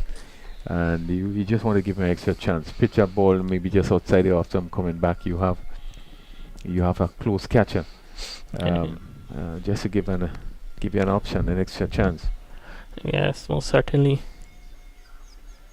That's why it's a full toss cut towards the offside. The ball races towards the boundary. The fielder, excellent effort there on the boundary to restrict he ends up saving one run. That is Tion Charles down there on the who run from cover to save one run. The ball was moving a bit slowed up on that side of the wicket, as we see normally customary at the National Stadium. That end tends to be a bit slower than the opposite side, which is closer to the Junior Murray Rollo stand. Yeah, it's interesting to know that some of the areas are nicely grassed in this hot sun. Again, with the heat that we are having here, you see some areas are more grass than other areas, and that really went onto that grass area. And well, good work by Charles as he stopped it just before he crossed the boundary. So 36 for 2. We just concluded the 13th over. It's going to be Deshante Thomas who will continue from the northern end. He has bowled 2 eventful overs. His first over would have 2 catches would have been dropped off the first over, including himself would have dropped Darren Sincere. Also, in the second over, he had the batsman attacking him, not hitting convincingly. So he's certainly been involved in the action so far. 2 overs for 9 runs. Yeah, a bit unlucky not to pick up a wicket. Now he would feel much. He has 2 left-handed batsmen to bowl at, so he can just concentrate. Look now to concentrate on one side of the wicket. As we see for 3 fielders on the leg side, they're back on the boundary. Long on, a sweep on that's mid wicket, and then you have a fielder in deep backward square. So they're expecting Wendon Charles to shown a bit of respect by the captain Teddy Bishop, with only 4 fielders inside. Well, we don't have a circle, but we can say the imaginary circle. We have Teddy Bishop in slip. We have 1 fielder in backward point, extra cover, that is Kelshawn Andrew, and we have mid wicket in place with a long off on the boundary and a sweeper on the boundary. So 5 out, 4 in. And that one work job short of the fielder. And Crony, as much as the batsman can be destructive, I think at this stage of the innings it's just showing a bit too much of respect. I would want probably one of those fielders still to be inside a circle, because if you can play smart, you've looked behind square, there is a lots of acreage there where you can pick up 1s and 2s quite easily. There is no need for the big shots at this stage. Yeah, well, certainly, but this style of bowling of Thomas really would cause for a lot of concentration. He's giving the ball a lot of air, and even though you're going to you're gonna hit it, you would have to leave your crease. So the use of the feet will be very important. It's sort of bowling that can cause batsmen a lot of concern. You're having to look up and then you have to judge it. I believe that is an asset of any spinner, and he certainly seemed to be getting it right so far. Yes, Thomas not looking to bowl too fast, giving the ball a lot of air. And I think he's playing in the National Stadium, a big outfield. He can afford to do that, because to attack him, you'd have to use your feet and hit well. And so far, Charles is finding it quite difficult in getting him away. Those photo deliveries that has been at him, not offering him much width. So the most he can do is either play that mid-wicket or back to the bowler. Well, we see Ogis was very careful in terms of playing him. We see him using his feet, coming down the track to play him, which is important. But he himself is being very careful. Yeah, still a lot of overs to go into over number 14. So you see Charles comes forward and covers up one, which is pitched onto the on off stump, coming into the batsman. So the end of a good over from Deshante Thomas. The end of a maiden after 14 is 36 for 2. Yeah, good over by Thomas. Really flanking really well, having the batsman to come down and have them to think. And we've seen him but just complete a maiden over. He's now bowled 3 overs, 1 made 9 run, and Team A batting there 36 for 2. I remember that they were sent in the bat by Teddy Bishop, the captain of Team B. Certainly have been a pretty slow start. Yeah, as we get the opportunity to look at some of the sights, around the National Stadium. Quite beautiful day. It's a day you'd want to be on the outside, either on the beach or having some fun. The beautiful conditions that we witness right now. As it's going to be another over from Enoch Toussaint, one which is signal wide there by the umpire. So Toussaint being so far, every over he's offering off those extras. Team has already conceded 14 extras, and 10 of those have come off the bowling of Enoch Toussaint from 2 overs. Yeah, just looking at his run up, just seem to be rushing a bit. Yeah, I think he'll be at that one. It's hit not convincingly. The fielder runs around Jeremiah. He can't get to it there. But Ogis was in a bit of a... he was not in a comfortable position playing that one there. He was into the shot and the ball then came to him apiterial on the toe end of the bat. And he survives that missed a bit of indiscretion of from him. Yeah, it's certainly not this kind of shot that you would think that you get from Ogis. Again, looking to probably hit over cover, but really didn't get hold of this one, and he had to reach for it outside the off stump. This time he shoulder arms into the gloves of Devonnie Joseph, who whips off the bails just to remind him that, hey, I'm standing up to the stump, so you'd have to remain in your crease off this bowler. Even Ogis doesn't look as fluent as we have seen him in previous game, but I guess as he spent time in the wicket, different condition, different game. Yeah, I know. I think I've heard yesterday he probably may have just tweaked. His back may have just been tweaked a bit, so I'm not sure if he's still feeling the effects of that slight injury he faced yesterday. And it may probably bothering him still, but as you said, he's dominated this tournament. All the matches he has scored heavily. I think his lowest total would have been maybe just about 42 from the 5 matches he'd have played up to this point. So he opens the face of the bat and guides it down to the field at the backward point for a single. Cover point actually for a single. So Ogisi moves on to 9. Charles is 2. It's 40 for 2 in over number 15. Yeah, 40 for 2. Some 15 overs being bowled already. A slow start. But yeah, we know can happen. We look at the game yesterday, St. David's, St. Mark's. St. David also got off to a very slow start. Was able to pick up a bit. Curve pushed onto the field at Jeremiah at long on, which I think he long off. which I think he's a bit far back. I think they need to decide whether they need the fielders back, or they need them up, because played it there with soft hands, and he had quite a way to get in to retrieve the ball. As you see, he's going back still, maybe more than 30 yards away from the batsman. And once the batsman pushes it there, always the opportunity for a single. Yeah, mid-off, he's very deep. Batsman have every opportunity. This one is put short the cover, and one more run. Charles on 3. Completes another over. 16 overs being bowled. 15 overs bowled. The 42 for 2.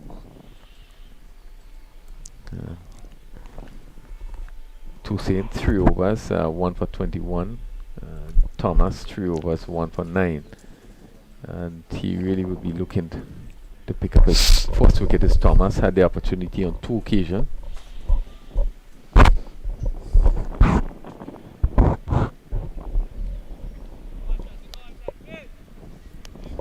Sixteenth over, bowled by Deshante Thomas, and he has in place a long off, long on. As again, Ogis is down the track and driving nicely down to wide long off. They're going to be looking for 2. Let's see here, they're going for 2 runs there. Not a good show by it seemed to be Celestine. Corey Celestine, yes. Who is feeling that long off. So 2 easy runs to Ogis. It takes the score to 12. It's 44 for 2. Again, good use of the feet there, as the ball was flighted, and really to get it all along the ground as he did, had to use his feet. Is a feature that we don't seem to see much players are using. Yeah, I think a lot of our, especially the slower bowlers, they prefer to stay in the crease and play the slower bowlers from the crease. But on this occasion, Ogis were able to use his feet and get to the pitch of the ball and pick up 2 runs. Again, he uses his feet, hit firmly back to the bowler. He's able to feel off his follow through. So a bit of cat and mouse situation now in the middle between Ogis and Thomas. This time he waits for the one to come to him, pushes it down to the fielder at long off, who is Celestine, for another single. So Ogis moves to 13, and Kevin Gangadine's team currently 45 for 2.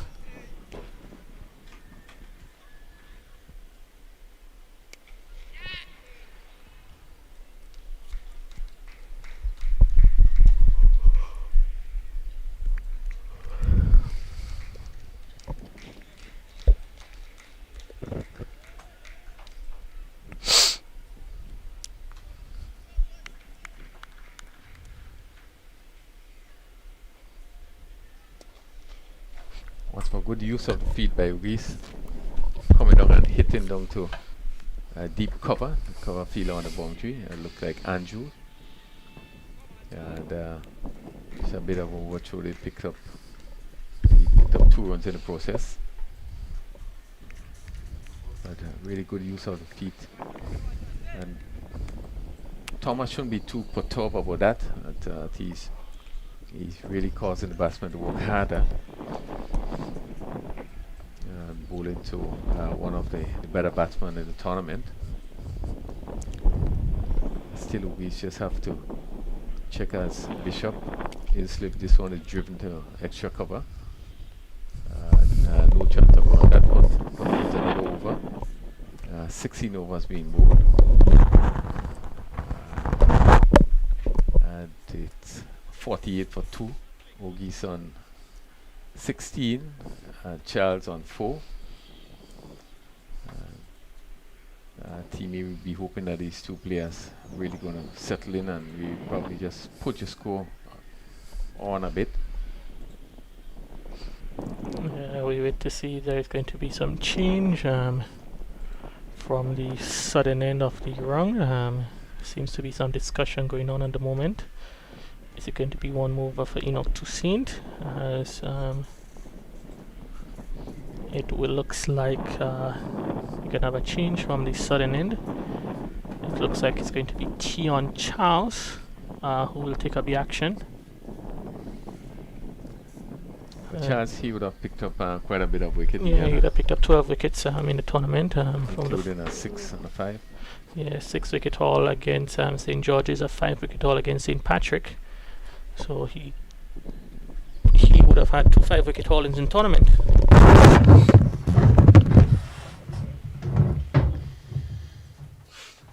Charles is going to pick it up from that southern end, and he's going to bowl to Charles, T on Charles, and he's going to bowl to Wyndon Charles. It's 48 for 2. He's bowled to 1 slip backward point. Cover on the boundary, cover, and a long off on the offside. Deep backward square, mid wicket on the boundary, mid wicket and a long on. Right arm. Caller wide as this one was pretty short. The batsman Charles looking to turn it on the onside, made no contact. So it's 49. Give a little bit of air and just swept down to backward square, long leg position. The fielder coming around and just stopped it just inside the boundary. And the batsman take 2. Again, a full toss and just help it around. Down to a long leg position, wide. And the deep backward square had to run to his left. And 2 more runs to Charles. The score moves to 51. Just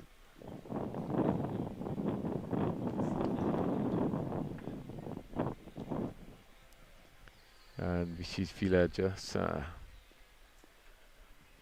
leg goalie position, just drop back again down the leg side, and you look and see. Let's wait for the signal. This one going to run again. Going to be stopped by 2 Saint, and let's see the signal. Leg by this scheme of the tie of Charles. So 2 more runs. Having 5 runs off this over.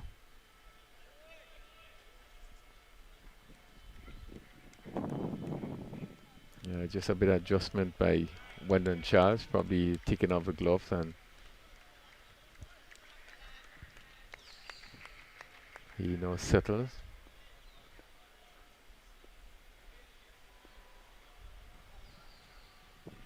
Give him a bit of air, and this on the stroke back to the bowler.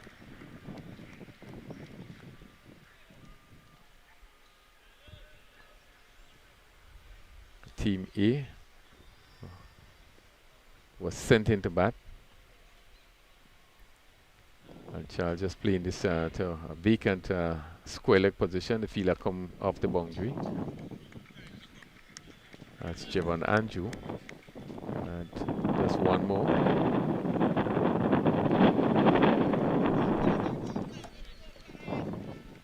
The score moves to 54. 54 for 2.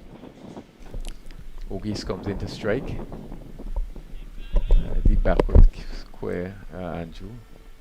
Just off the boundary a bit, but giving some air, and again Ogis is coming forward and pushing it on the offside. Very different Ogis today, not being aggressive, but playing his ball on his merit. Yeah, I think he's looking like he's setting up himself to bat for a very long time.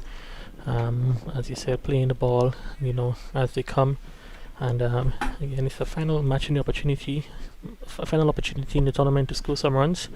And you'd want to go deep and go long. He'd have scored quite a few half centuries in the tournament, but one of the things that has been missing was the statutory figure score in the tournament. We've not had any centuries this year. So maybe an opportunity. Maybe he has that thought in the back of his mind. He wants to deep bat for a long time and probably see if he can bat for the rest of the entire 50 overs. Yeah, well, certainly look yesterday that he would have probably, if he had in quick time, he would get maybe a big score. Again, we are seeing the difference in the style of play. Look very compact. as Deshaunty Thomas going to continue to bowl to Charles, as we see Tyson now just coming to long on. Again, played up the long on, and Tyson comes off the boundary. The batsman ambles a single. And score 55 for 2. It's quite a bit of breeze blowing across the field. And players certainly will be happy with that breeze blowing across the field as we look at the flags.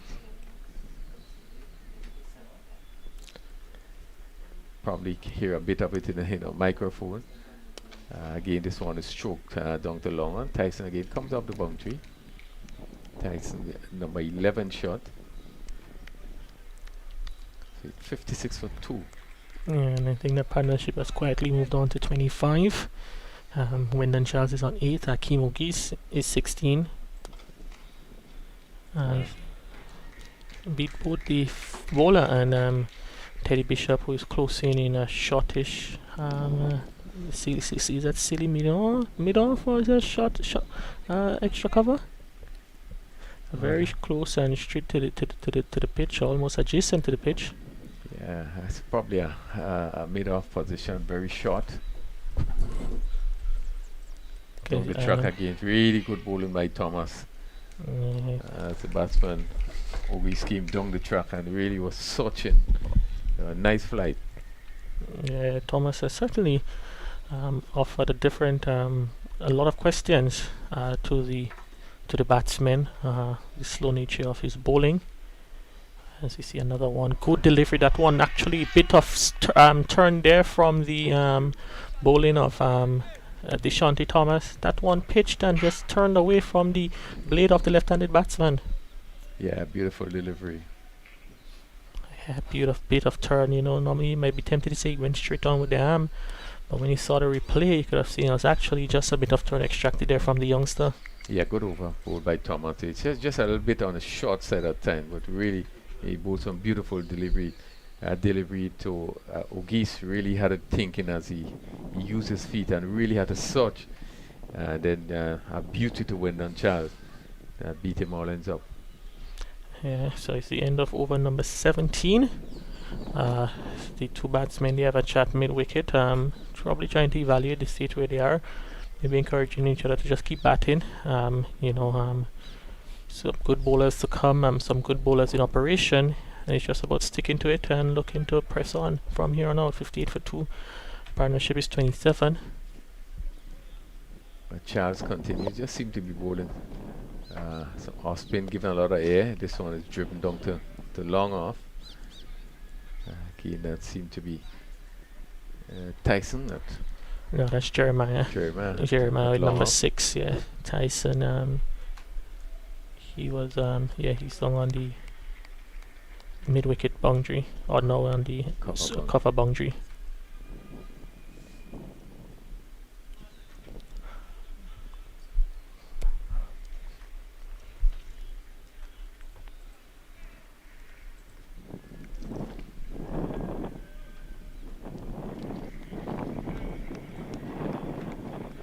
It's quite amazing, when you look at the list with the leading wicket takers, quite a few of them, are the slower men. I think the probably one of the few ones you'd have had up there in the top 3 would have been Kelsh and Andrew. Yeah. But both Kurt Murray and Tion Charles, who picked up quite a number of wickets in the tournament. 2 spinners, Kurt Murray, slow left arm, Tion Charles, right arm off spinner, and this one is a wayward delivery that I think he should feel fortunate that Charles was not able to get on something onto it to hit over the square area. The ball did signal wide, but it could have gone for much more. Yeah, lucky to get away with this one. There's nobody down to deep backward square, so that would have really run off to the boundary. Short and wide down the leg side. This one is pitched up and pushed down to the ground, where Jeremiah he's been quite busy today. Does a fielding once more. And you made reference to the bowling of the faster bowlers. I think one has to say that Cosmore did bowl very well also. Yes. I think he's the one that made the initial breakthrough yesterday in that final. Yeah, he was the one that got Ogis out Getting the wicket LBW. off Ogis, and he looked the part. I think there was probably could have been more, but he looked the part, and really he bowled well in the tournament to pick up the amount of wicket one expected. This one is hit away for 4. Another short delivery ball by Charles. Really a long hop. The second one in the over. This time, Wendon Charles make full use of it at hitting down to a vacant. That's Ogis. Ogis Yes. down to backward square and went down to the boundary for 4. Yeah, you know, he bowled one to Wendon Charles. He was able to get away with it, but to the better batsman, Akeem Ogis, he made sure he made him pay for bowling such a bad delivery. End of 19 overs now, 65 for 2. Partnership currently 34 between Ogis and Charles, Wendon Charles. Quite a few Charles Crooney in action today, and that lineup, the batting team has Wendon Charles, Sylvan Charles, Tyrone Charles, and Tion Charles is on the bowling team. So Charles is quite prominently featured, and I think you still have Sylvan Charles also in the mix. So a lot of Charles on action, and we can tell you, I'm sure that none of them are related, because Charles is just one of those more common surnames in Grenada. Yeah, one of really the surnames that you would find all around Grenada. Yes. A popular surname, Charles. Charles and Josephs and Louis are some of the most popular surnames you'll find here in the state of Grenada. Cronies, not so much cronies in our families, cronies in Grenada. Good delivery. Yeah, but there's just a few. I think you probably could conk it on maybe one hand. Probably maybe just a little more than one hand. You know, it's yeah, probably a little bit more, because obviously, you know, that the few that there is probably is a bit of a spread. So Yes. but really it's not one of the popular. I think there's quite a bit in Barbados. So. Okay. Another good delivery there from that is the youngster Deshante Thomas. 2 deliveries now, beating the probing bat of Akeem Ogis. First one got a bit of turn, that one less turn, but same result, beating the outstretched bat as Ogis looks to sweep and goes down to the backward square, drop shot of the fielder, and Crooney, that shot certainly looks like a get out of jail shot. Was not in command of it, and it really shows that Deshante Thomas is really bowling well. Yeah, that shot came because of the few deliveries that he faced before. He was beaten with some good deliveries, good leg spinners, and he just had to try something to get off. And I think he was lucky not to be held out at the backward square. The ball just dropped in one bounce to the fielder who came off the boundary. But yet again, another good over by Deshante Thomas. He's now bowled 6 overs, 1 maiden, 21 on, no wicket. And really, you know, as we now have a water break, really he could have picked up maybe 1 or 2 more wickets, but really have been a tremendous spell. And at the end of 20 overs, Team A, led by Covin Gangadin batting, they are 67 for 2. The wicket so far, Rikel Sylvester, LBW to Kelson Anju, and he had for 31 deliveries, 39 minutes. Darren Sincere, LBW to 2 Saint 12, 29 deliveries, 58 minutes. He hit 2 fours. And Ogis not out 23 from 35 deliveries.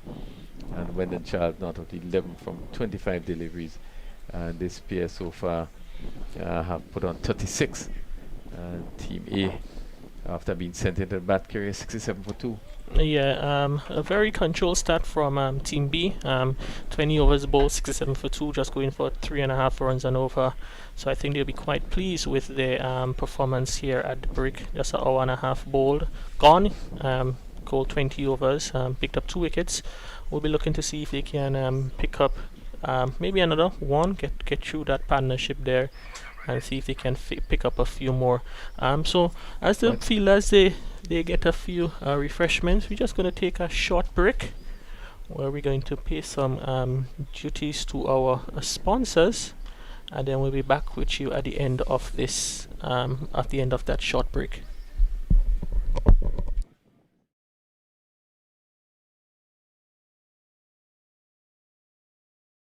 To the partnership with the most outstanding and exceptional son of the soil, Anderson Jamal Peters.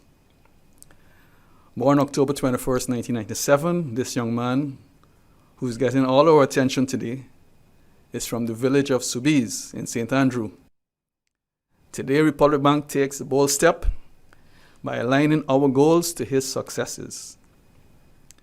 And now, it is my pleasure to endorse none other than the young, super talented world champion, Anderson Jamal Peters, as a Republic Bank brand ambassador.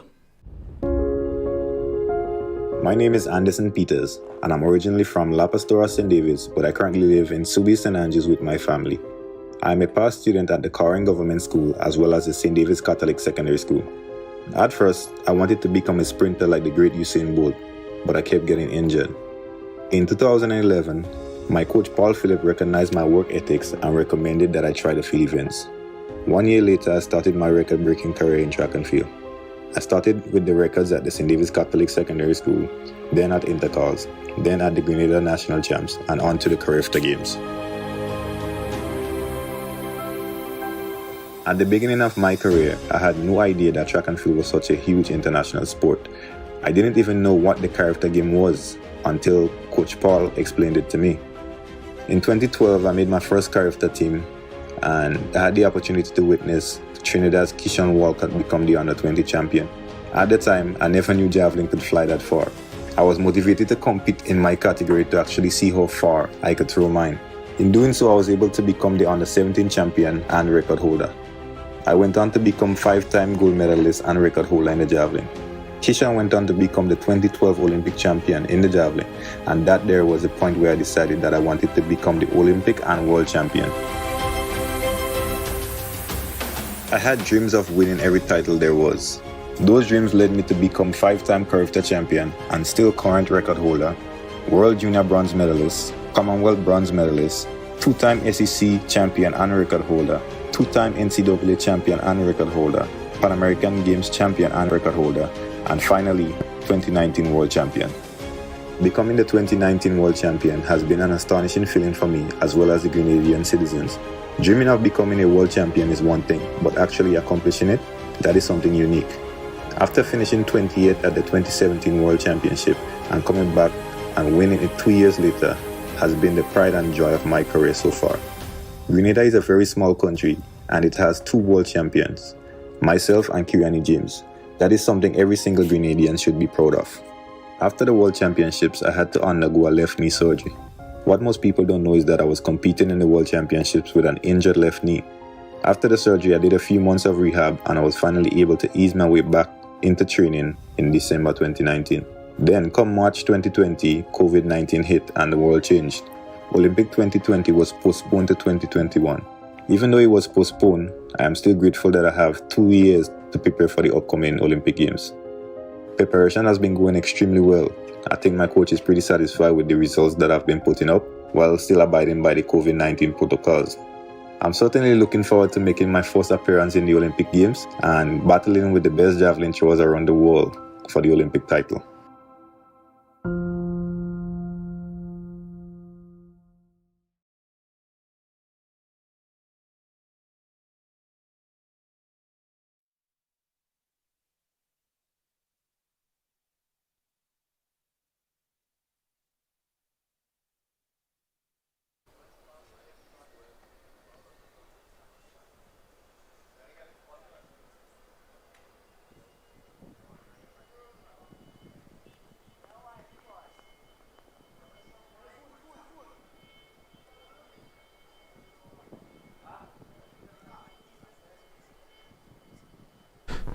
So welcome back to the action here at the National Stadium.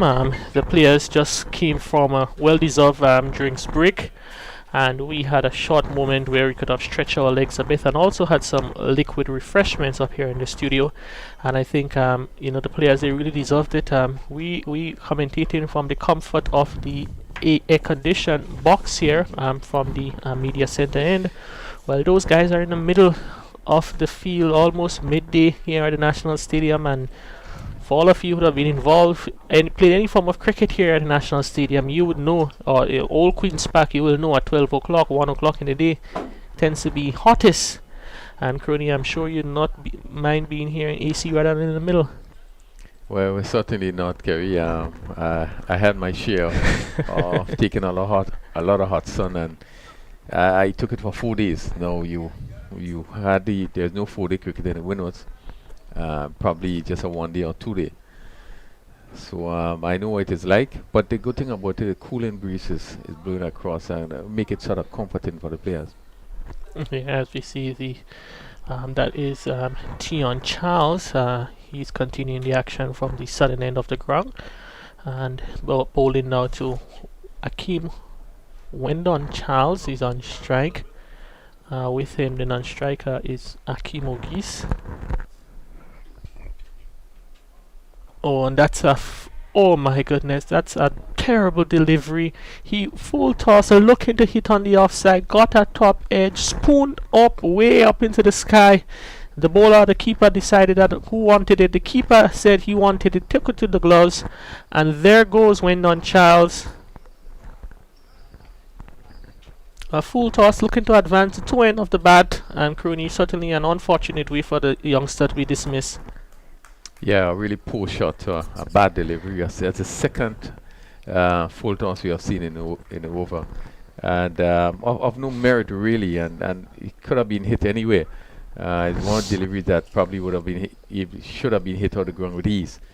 And Charles probably looking maybe for power instead of timing, and just probably came off as you said, either throw off the batter and just went up in the air. The keeper coming forward and take an easy catch. Yeah, as we see, it's a new batsman. That is Ronald Walker.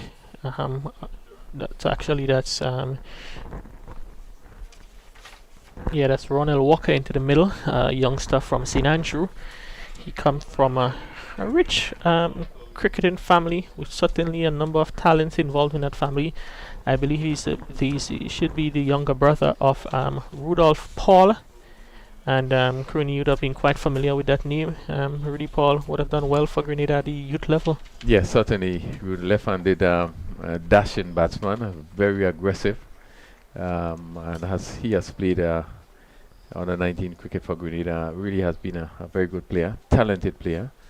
I suspect he's probably is following this game in the US. I think he's in Canada. He resides now, so I'm sure he'll be tuning in to see the exploit of his brother in this encounter. So if you are watching us, Rudy, we want to say good morning to you and hope that you're enjoying the proceedings here from St. George's in Grenada. Another full toss that is given again the full treatment, hit down to backward square for 4. Really has not been impressive in his bowling so far, is Charles. A number of full tosses and short deliveries. This one I full down the leg side and swung down to backward square. Yeah, and I think with this, Akeem Ogisi is making sure that he's letting those bad deliveries be accounted for. A couple of them now he has received, and which he has dispatched into the boundary. So this time he goes back and cuts down to the field at deep cover. The batsman goes through for a single. So Ogis moves on by 1. He's now 29, and the total moves to 74 for 3 in over number 21. Well, Walker comes into strike. He's not hit off the mark.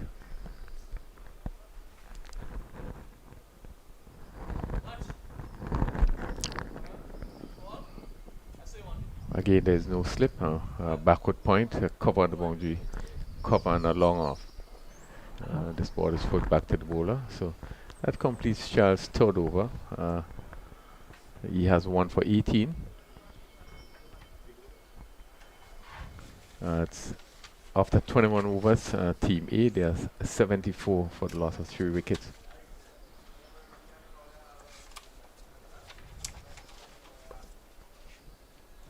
Thomas, who has so all 6 overs, 1 for 21, none for 21, and deservedly, he probably deserved maybe a couple of wickets.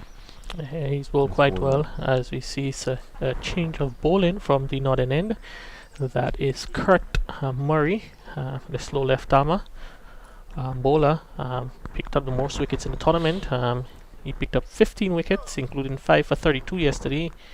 So he'll be looking to continue from that that rich vein of form he's had with the ball, and might become relishing the prospect to come up and compete against his brother.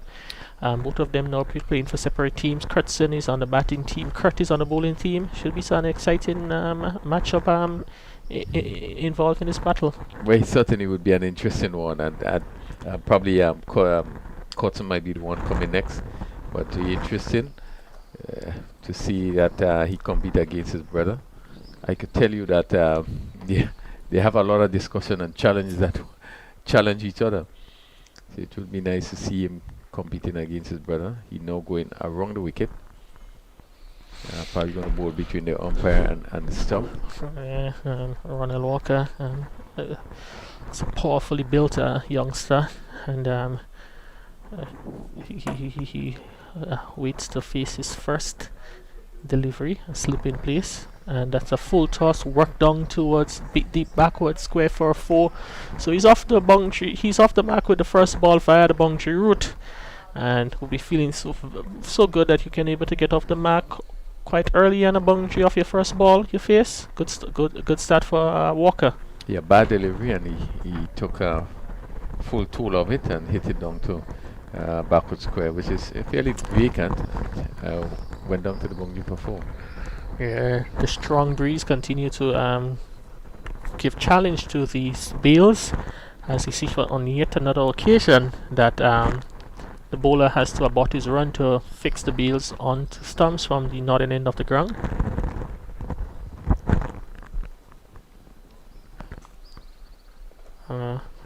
Walker is back, pushes it back to the bowler.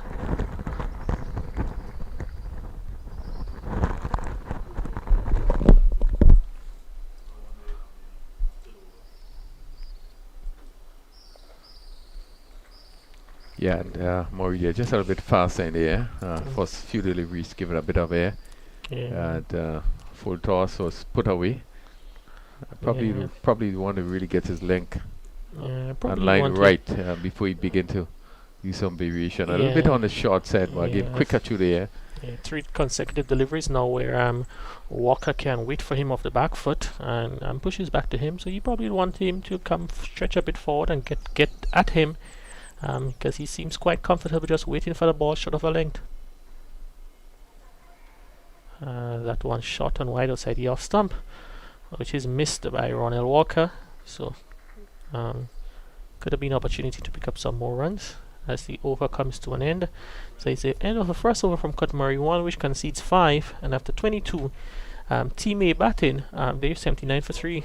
Yeah, and it's just a start that Murray had in that final yesterday. I think his first over went for 9. So he was not, as he started the bowl, he was not getting it right. I think it's when he, in the second over, I think on 15, I think runs came off. Then he began to pick up wickets, and certainly we are seeing the same thing happening today. The first over, he was able to bowl a few bad deliveries, including a full toss which was hit for 4. As you said, this last delivery was short and really should have been cut away.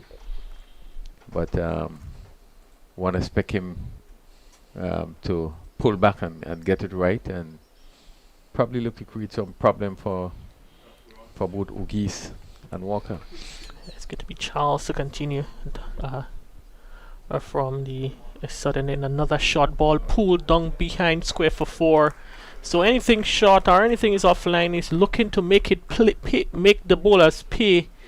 And another boundary to Ogies. He moves on to 34. Is actually Deshante Thomas, who is now coming in from the southern end of the ground. So he has changed the ends that he's bowling from. And Ogis is certainly motoring on. Now he's 34 from 40. And the score 83 for 4 as he advances. Beautiful shot, dissects the fielder between extra cover and mid-off. They come around for 2. And certainly looks to now turn on the intensity and motoring on is Hakeem Ogis. Yeah, good shot again, using his feet and come down and hitting it through that cover region. The fielder at long off had to run to his right, and he picked up 2 runs. But that one is hit over mid-wicket for 6. Hakeem Ogis is certainly turning on turning up the pressure on the bowlers now.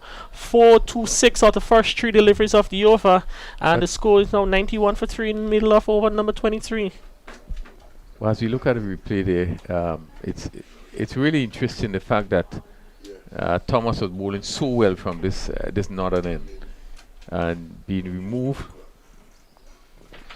Another 6 for Hakeem Ogis. This one is even farther than the previous one. Consecutive 6s in almost a similar occasion. The first one he waited his wicket and hit it over mid-wicket. This time he advances down 2 steps down the wicket, hit over mid-wicket for 6. Hakeem Ogis is 48 and Team 80 97 for 3. Yeah, another good shot. The use of the feet and picking it up full and hitting it over then at wide. Long on position and over the boundary for another 6. Making a point that he was bowling so well from this northern end, and he was moved and just bring from the southern end. It's kind of strange, interesting to find out what was the reason for doing this. Oh, and this time Hakeem Ogis comes forward. He's beaten. The stumps is dislodged by Devonnie Joseph. Big appeal there for stumping. Umpire Man Warren says that the batsman he would have been grounded, and it looks like his feet was indeed planted in the crease. So one more delivery left. Certainly a good comeback there in that delivery from Deshante Thomas after being hit for consecutive 6s. He was able to beat the probing bat of Hakeem Ogis. Yeah, and it's very difficult to tell from here in terms of if the feet was and there. that time he uses his feet down to hit down the ground. Couple of bounces to the fielder, Jeremiah on the long off boundary. So one more run to Ogis. The end of an over which conceded 19. And after 23, Hakeem Ogis is 49 and Team A, led by Kervin Gangadine, they're 98 for 3. Yeah, good over for Team A. Ogis coming into his own and really using his feet and hitting 2 6s over wide long on. Really stepping up the tempo as he quickly moves to 49. We spoke about this slow start this morning, just seemingly playing out of character, playing each ball on his merit. But we just seem to be turning it on now as he went down the track and hit 2 6s. So he races to 49 at the end of 23 overs. It's now 98 for 3. Yes, it's going to be Kurt Murray making some adjustments to his field. We see 3 fielders on the leg side on the boundary. Jeremiah is shot in mid-wicket, inside the 30 yards area. 2 fielders on the offside. 3 fielders shot on the offside. So as Ogis has given us in his intention, he's made his intention clear that he's looking to accelerate, currently on 49, and that time he sweeps well down to the backward square for a single.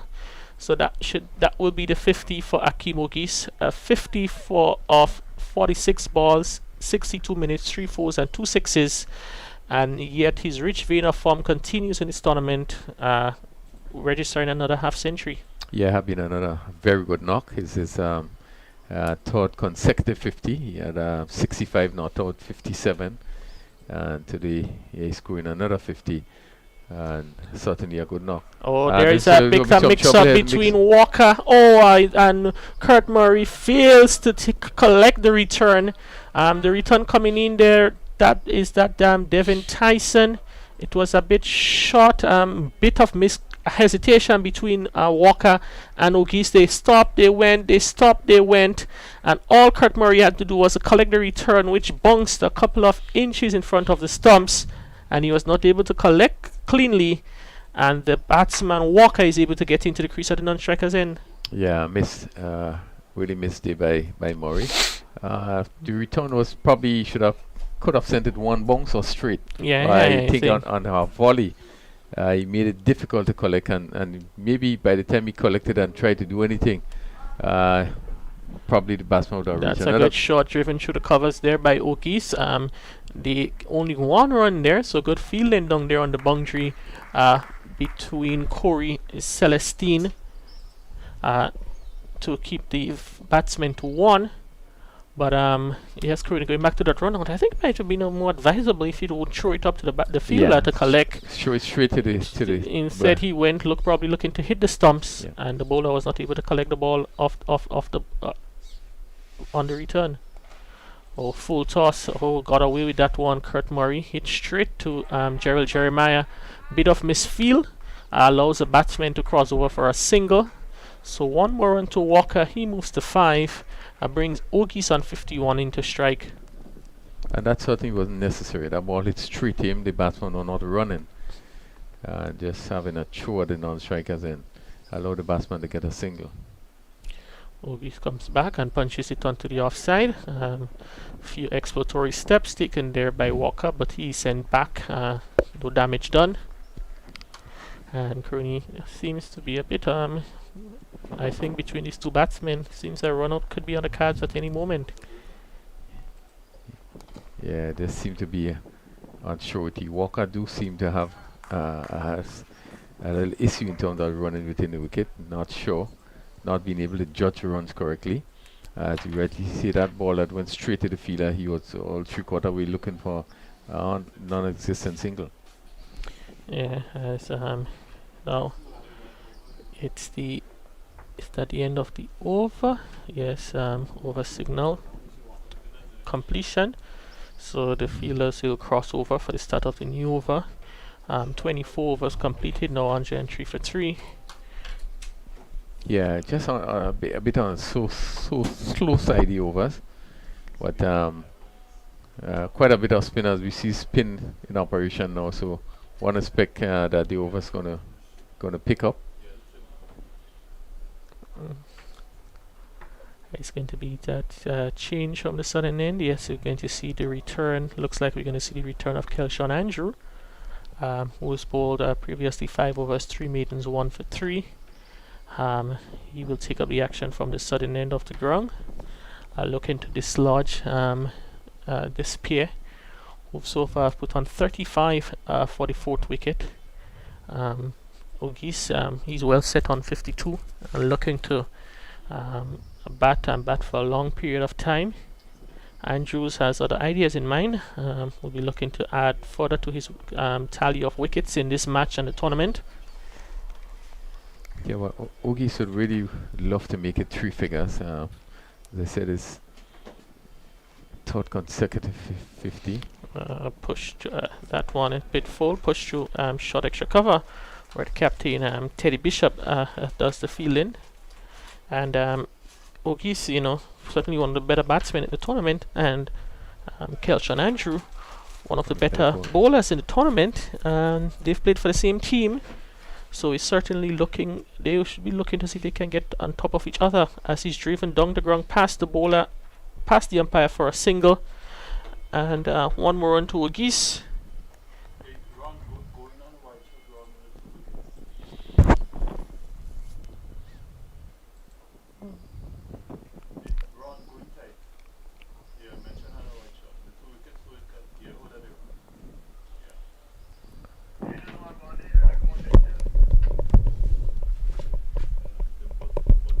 And Andrew is bowling to actually pack a 5-4 field. Walker drives, looking to drive, came off the outside edge. Outer portion of the bat, and the fielder in backward point, that is Murray. He does the fielding.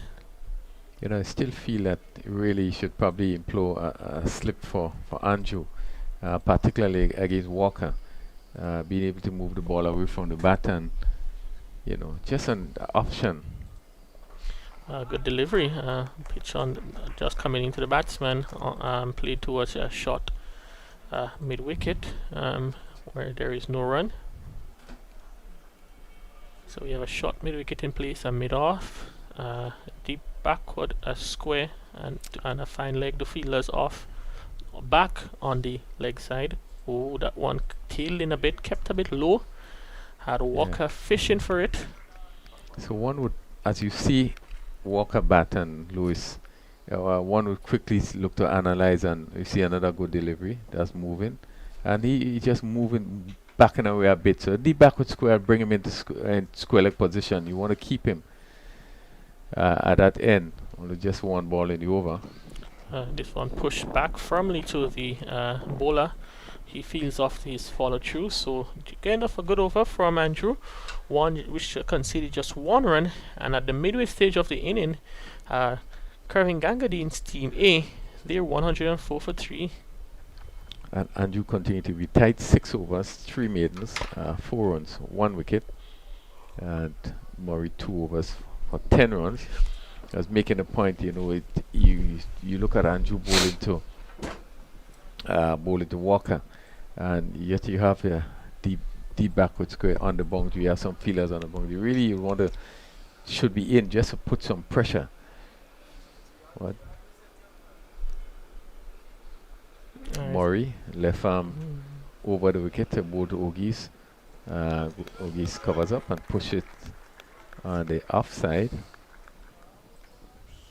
Ogies on 53, and he has so far faced 52 deliveries, 3 fours, 2 sixes.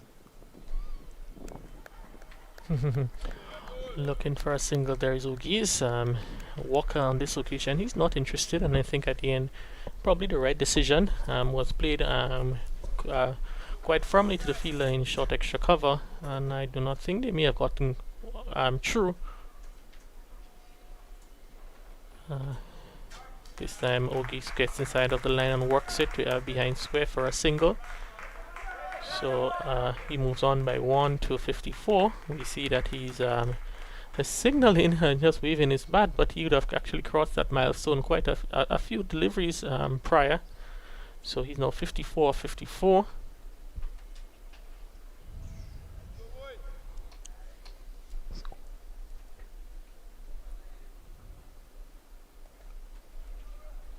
Played to backward point, and again Ogies was off the mark really quickly there. Yeah, Walker looking to really take advantage of those quick singles. He's moved on to 7 of 13 balls, and it's 106 for 3. Still 25 overs to go, still quite a few batting left, but I think those 2 in the middle now would want to bat for a long period of time. As you see, Ogies picks up another single to play down to the backward square, and certainly has the appetite for scoring a lot of runs. So now he'd want to make sure that this stat and this 50 he carries on to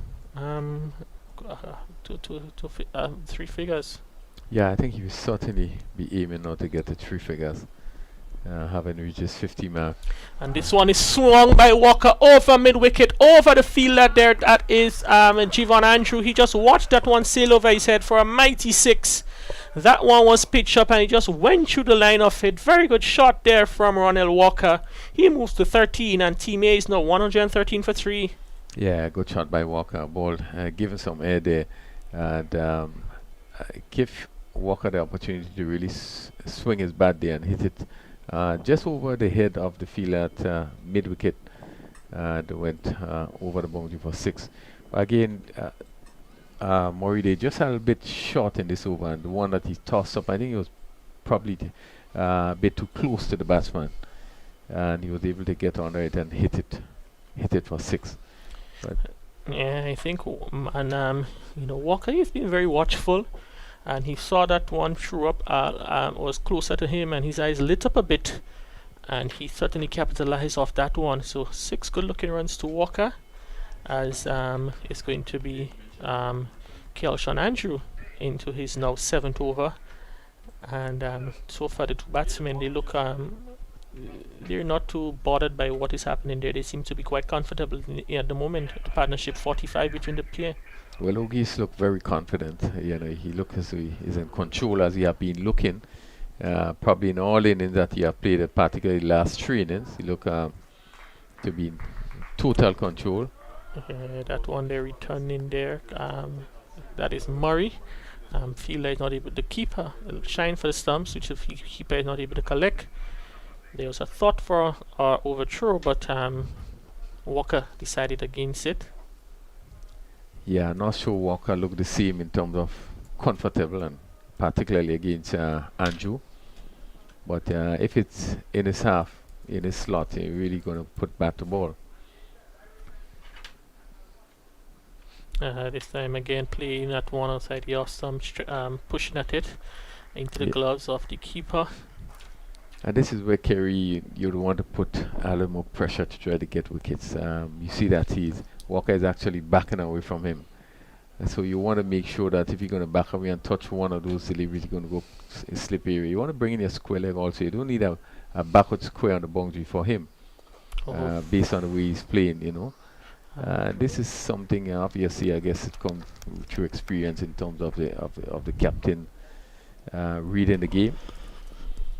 Good delivery there from Andrews coming into the batsman, which Walker is able to keep out a full pitch delivery, tailing into the stumps, and he was able to keep them in. So I think as we've mentioned earlier on, Andrew, he's using his variations quite well. Previous delivery was outside the off stump, and that one coming back into the batsman, that one, this existing one hit the batsman on the pad coming in from outside the off stump, but probably just doing a bit too much, and maybe also height could have been brought into the question there. So we look at the replay. Actually hit him in front, hit him in front of the stumps, but probably meant to just been carrying over the stumps. Yeah, probably just beat him the leg stump.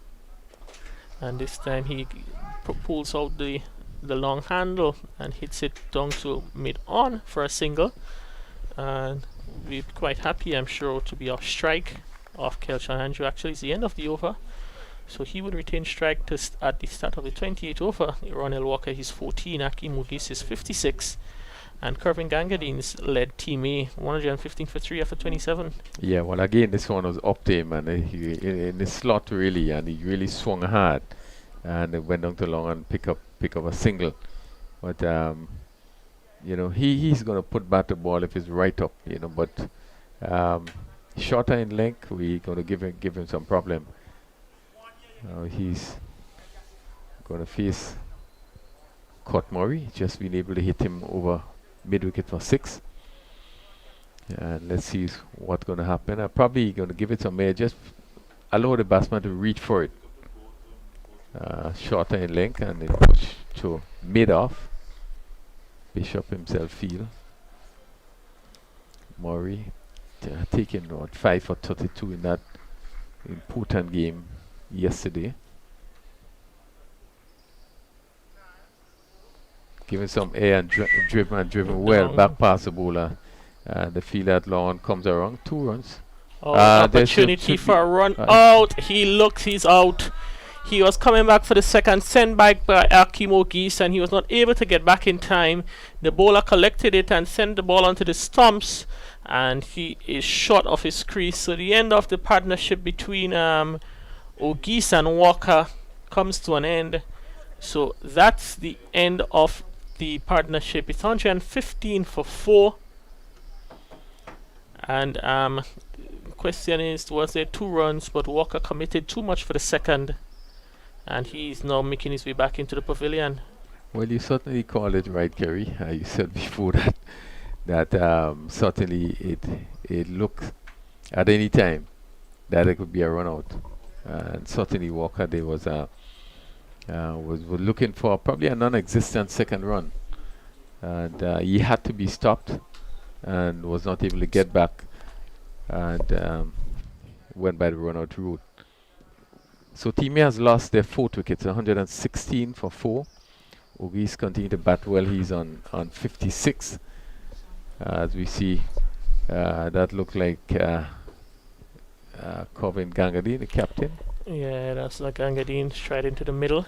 A bit of short of runs in the tournament so far, and we'll be looking to see if he can get some runs here in the finals, as it's quite hot and we see the fielders taking an opportunity at the wicket to get some refreshments into the system.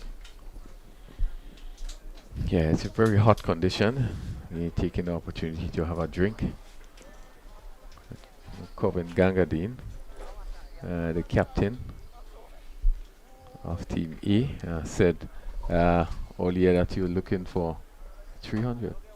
Yeah, 253. 250, 300. I think Yeah. at this stage 300 might be way off, but 250 is still in the possibility, realms of possibility. But you'd have to bat well. Looking at the rest of the batting to come, you still have Kurtzen, Murray, Bijan Embleton, the likes of Jamal Lambert, Sylvan Charles, Tyrone Charles. But if they were to get up to 250, this pair would have to bat for a while. I think they also will have to score quickly. Yeah, going at 4.2 runs and over. 250 means that you'll finish scoring at 5 runs and over, so they certainly have to up the scoring rate.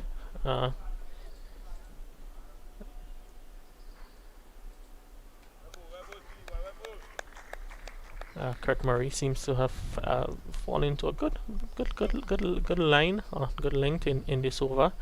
The one he bowled, which was drilled on the ground by Walker, and resulted in him being run out, coming back looking for a second. So good, so far good effort from Murray in this over.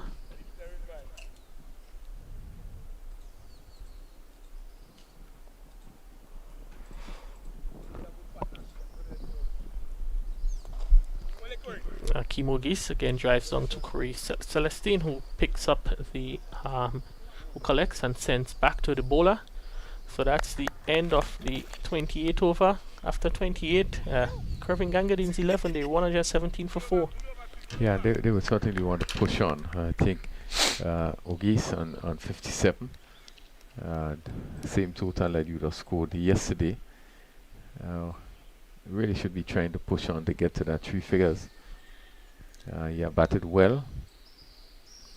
Really looked invincible in his innings yesterday. Was not able to go on. So he would be hoping to get past that 57 and probably go on to his biggest score in the tournament. But Andrew will have other ideas. So you look to pick up his second wicket. So far 7 overs, 3 maidens, 6 runs, 1 wicket. Have been very tight, not giving much away.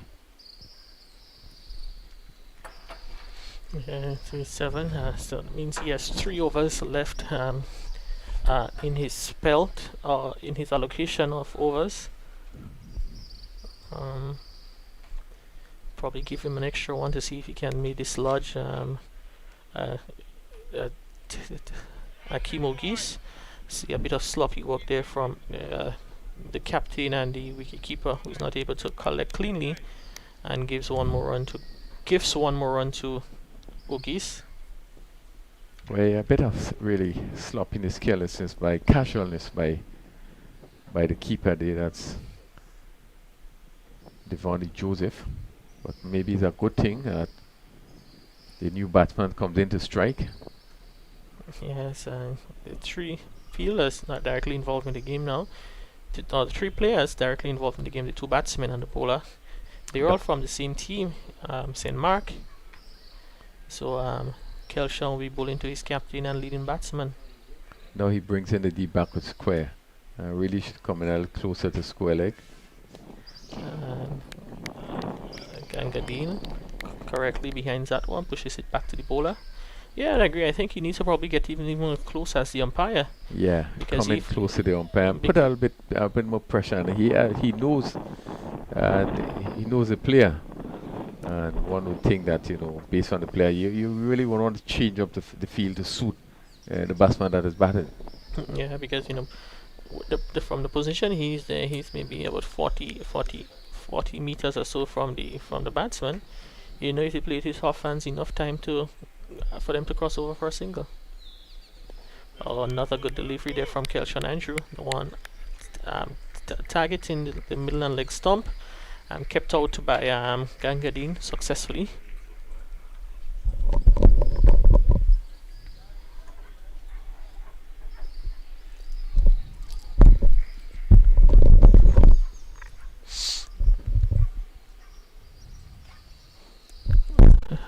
It's a good shot down to third man. Open the face and guide it past a backward point for a single.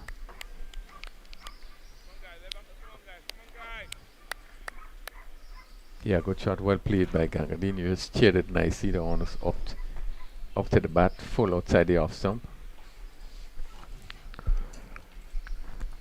Celestino on the third man boundary. Just move to his right.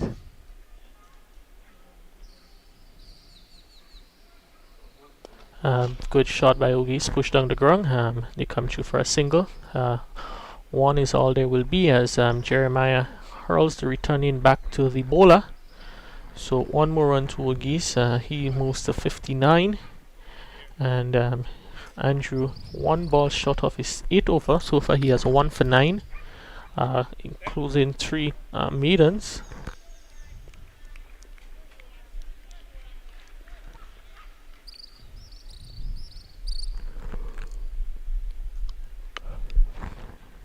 Good delivery again, angling to the batsman to end the over. After 29, Kervin Gangadin's led Team A, they're 120 for 4. Yeah, just having a look at Gangadin's stance, and probably would make it difficult to play the drives. The way he stands, you know, you have to do so much to look to play a drive. You know, I think it's tendencies that they're going to play the ball square on the offside probably very easily. Yes. But in terms of the drive, I think it'll make it really difficult. Yeah, quite a wide open stance, and the feet are so far from each other, almost crab-like. As you see this one there now and then, he gets back into almost upright position. So you know, normally when one foot would be back and one foot would be come across, and you know, played through the offside. His front leg is starting almost in the position of a square leg, and then gets into when he faces the ball, he's almost in front of the stumps. So he's not really opening up to make use of that offside it's field. going to be very difficult to move that left foot to probably to the pitch of the ball to try to hit maybe through mid-off. You know, it's a shot that you know, it's probably a no-no for him. Really difficult to play those sort of shots. We see Ogies looking there, much more a different stance, feet much more closer together, and he can adjust at any moment's notice whether he wants to go back, come forward, or uses his feet to advance on the crease. This time he comes forward and plays it out to the offside for a single, for another dot ball. His form certainly looks like he's a bit in more control of what is his stance, and look like he's in much more control of or in more comfortable position to play the ball any side of the wicket. As which we have seen so far, he's done quite well so far in this tournament, especially today. You want to have a stand, you want to have a stand that will allow you to play all around the wicket. And sometimes you coming out from the basic where you find players change their stand, but you should be in a position that give you the freedom to move and to play, whether it's on the offside or whether it's on the leg side, whether it's play a sweep shot as the case may be. But again, as you go back to the stance, it's so difficult. He may probably going to play the sweep shot, but not being able to. The problem is to be able to move that left foot to get into position to play shots. So most of the shots you're going to play, that left foot not going to will be able to move. And the fact that he's not form, he's not standing, form. Always seem to be moving. Would make it sort of difficult. That one leg delivery line on the leg stump, swept behind square, and I think the fielder he gave a big effort, but he's not able to stop the ball from crossing over the ropes. There's quite a lot of acreage available on that side of the field. The fielder is on almost the backward square, played fine, and he dived, tried to save, but it's 4 more runs to Ogies. Yeah, good shot played by Ogies in full control, rolled the wrist, and it went quickly down to backward square.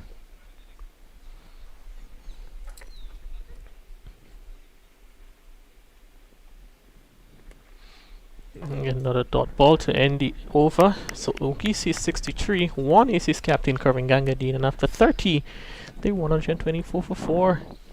Yeah, they would be looking to push on. I think once again Ogies is a mainstay. He has continued to carry the baton as he has done in most of the game played by St. Mark's. I think he had 43. Then he had I think 65 not out. He got 57 yesterday, and today he's really he's 63 not out. So really he has been the one that has been carrying the baton for St. Mark's. Yes, it's going to see a change of bowling from the southern end. It's going to be Devin Tyson who will return. His first spell went 4 overs, 1 maiden none for 8, and will be he's replaced Kelshawn Andrew, who's now bowled 8 overs, 3 maidens, 1 for 9. So probably saving Andrew 2 overs for the back end of the innings.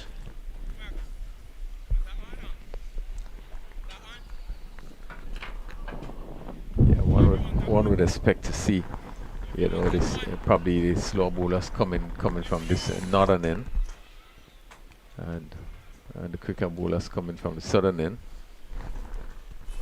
So again, he's probably going to look to give Tyson, probably who have already bowled 4 overs, probably another 3 overs.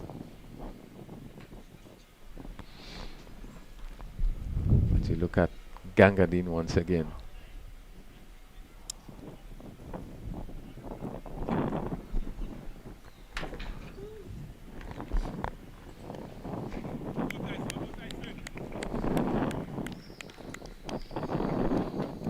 As the start from Tyson, Gangadine covers up and pushes it onto the offside.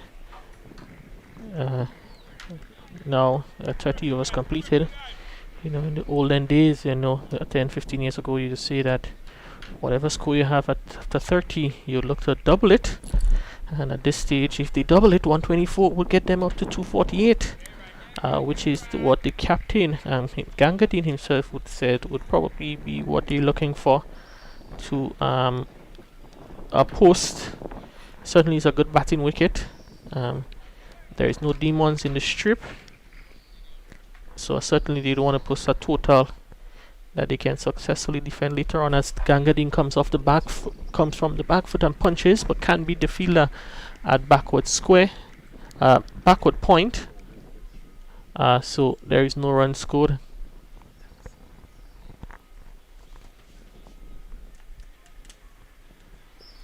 Bit of width there, but he was not able to capitalize on it. I'll be a bit disappointed that he's not able to beat the fielder. You're making a point, Kerry, in terms of the halfway stage 30 with 20 overs to go. You tend to want to double it.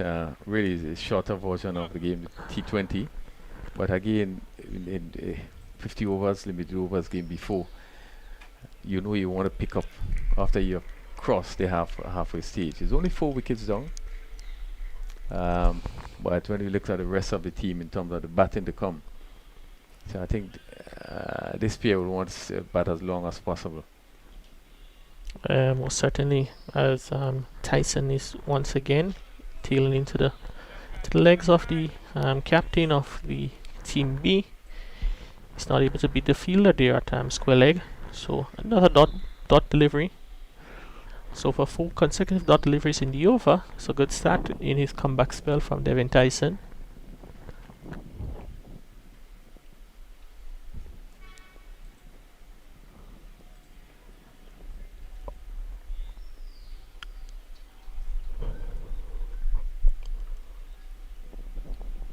That one is wide, and it is signaled wide by the umpire. So another extra added to the total.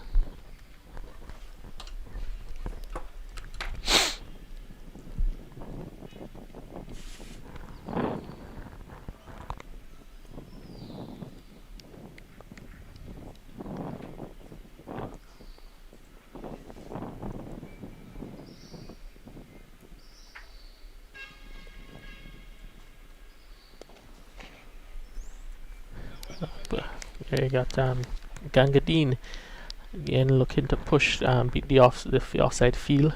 Four fielders in pretty close on the offside. Mid off, extra cover, a cover position, Shion Andrew, and a backward point. And the captain is finding it difficult in piercing that offside field. Had a couple of opportunities in the over, and he's not been successful so far. And push back down past the bowler. And another dot ball, so it's the end of the over. Spoiled by just a wide in it, but after 31, it's 125 for 4. Yeah, 125 for 4. Team B would want to continue to keep it really tight. Would want to look to pick up a wicket here because, well, we still have Corson Murray to come. He's one that has shown the ability to bat very long, and as we look back at the under 15 games in terms of the stats, centuries and ETs scored by both Murray, so there's still some batting to come. But Team B would want to really strike and maybe try to get rid of the danger of playing Ogis if they're going to have a chance really to probably try to get the better of Team A's batting. This full toss hit to mid wicket. Will be disappointed, didn't make use of this one. Again, Ogis using his feet and taking it on the full toss. Yeah, a bit of disappointment there for Ogis. Had opportunity to pick up runs, had he beat that fielder there, and that one off the back foot pushed to Teddy Bishop. Chobby made just about 5 yards in front of him, and the ball was looping towards him. But luckily for Ogis, it was able to drop it before it reached Bishop in the wide mid-on position. Short mid-on position. Yeah, really interesting position. Bishop probably take a couple steps in. There's one in the mid wicket, wide. This time Ogis sweeps. He's not able to connect. So no runs scored.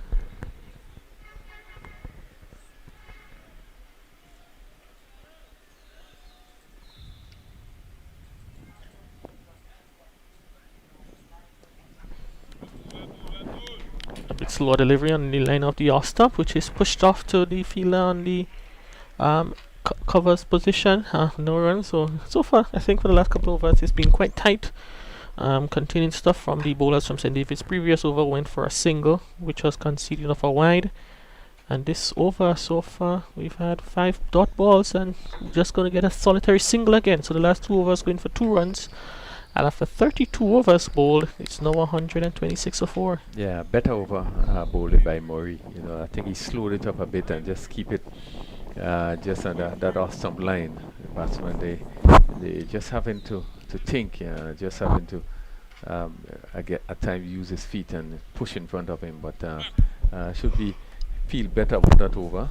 He has now bowled 6 overs and no maidens, 26 runs, no wicket. So 126 for 4. 64 is Akeem. Gangadine is on 1. And he has been faced 10 deliveries so far, 18 minutes.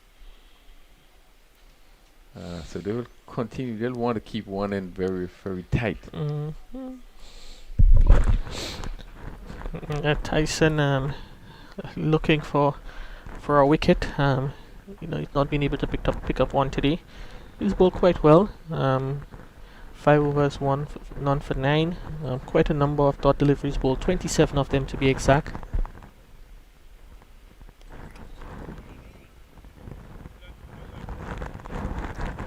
Again, the area of running between the wicket, Kerry, I think is one area that we need to address going forward in terms of our preparation of our players.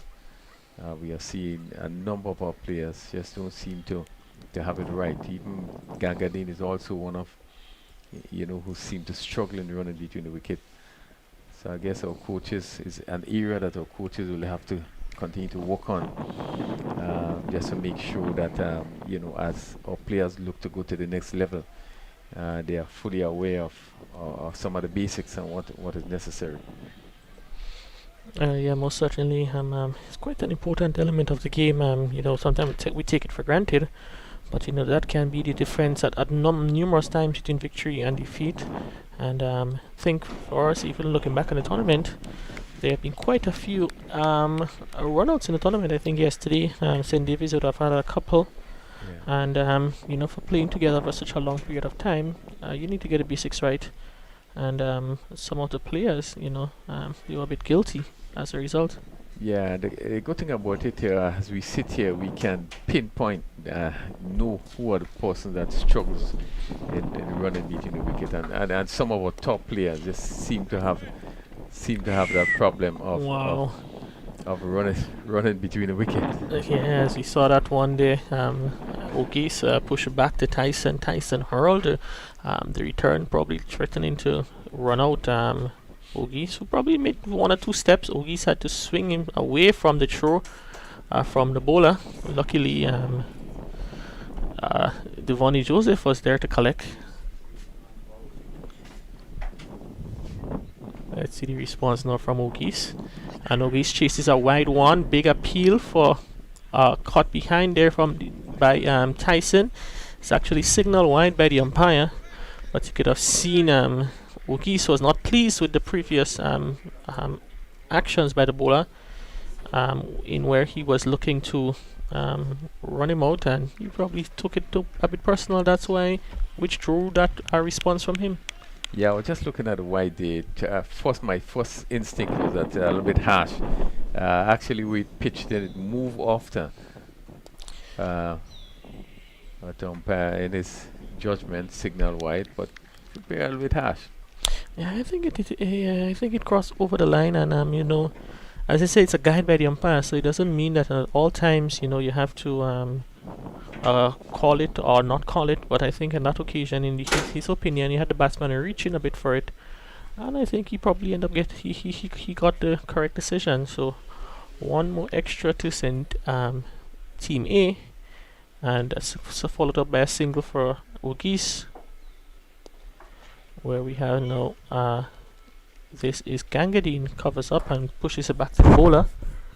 We're into over number 33. Gangadin is on a 1 of 11, not being able to really score freely, as we see a close ring of fielders on the offside, even on the onside. 3 fielders in close on the onside, looking to restrict him from scoring.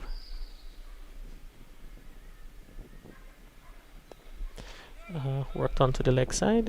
He's able to, batsmen are able to cross over for a single. So Geese's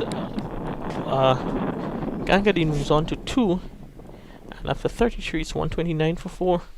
Yeah, slow going here. Continue to be just pushing it around. O'Geese on 65 certainly would have slowed down. I guess not getting most of the strike. And Gangadin again just seemed to be looking to survive. No attempt to really push his scoring along.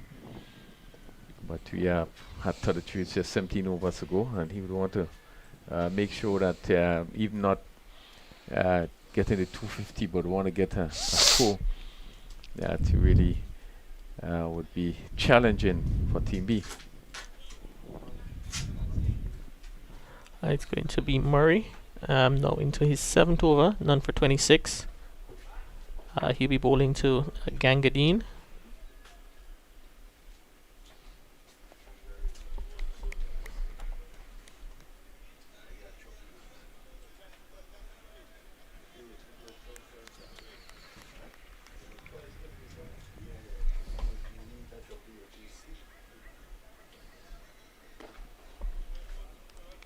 Yeah, and that delivery again, pitch up from one out of expected you come on the front foot and you really stroke it.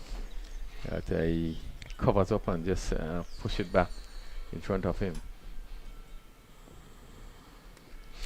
A shot outside the off stump can't beat the offside field, Gangadine. So he's really struggling at the moment. He's not able to get much onto the ball to beat that offside field. A short delivery should have been made to pay for that one, as he comes forward and pushes it onto the offside where Bishop does the fielding. So another dot delivery. So quite a few dot deliveries are being bowled now in this period of play. This time it's short and he's able to pierce the offside field. They come through for one, come through for two. I think that's all there will be, as Toussaint does the fielding, running back to the cover boundary. So 2 more runs to Gangadine. He moves on to 4, and it's 131 for 4 in over number 34. Yeah, well played by Gangadine. It was a short delivery. Really deserved to be hit to backward point. He pick up 2 and he's cutting again. Let's see, it goes straight to the fielder, but being able to pick up a single. And Murray again, the last 2 deliveries just in that over, just being on the short side to give Gangadine the opportunity to play on his back foot and hit down to backward point. I was able to pick up 2 and then the last will be a single. So that completes over number 34. Gangadine is on 5. 5 from 18 deliveries, and O'Geese on 65 so far. He has he received 79 deliveries, 4 fours and 2 sixes, and he made 132 for 4. As Tyson will continue from that southern end,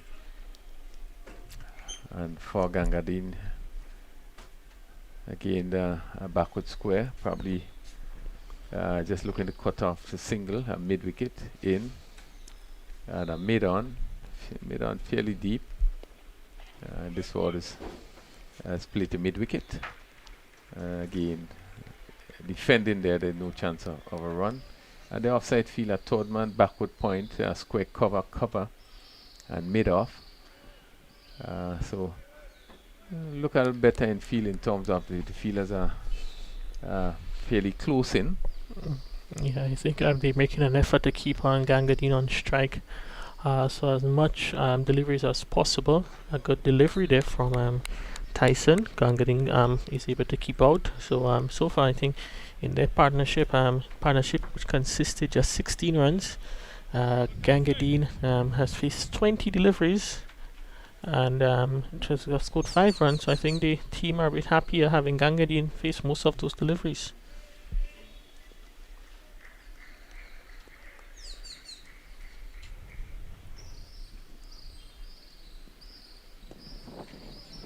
A turn behind square, can't beat the fielder at in the backward square area, so no more runs. So very much quiet passage of play now. Last few overs mostly going for 1s and 2s. So Team B have been able to sort of rein in the scoring rate lately. Currently Team A is scoring at 3.83. It's currently on the 4 runs and over. Yeah, and they're doing the right thing in terms of trying to keep that end tight. Now, what can happen?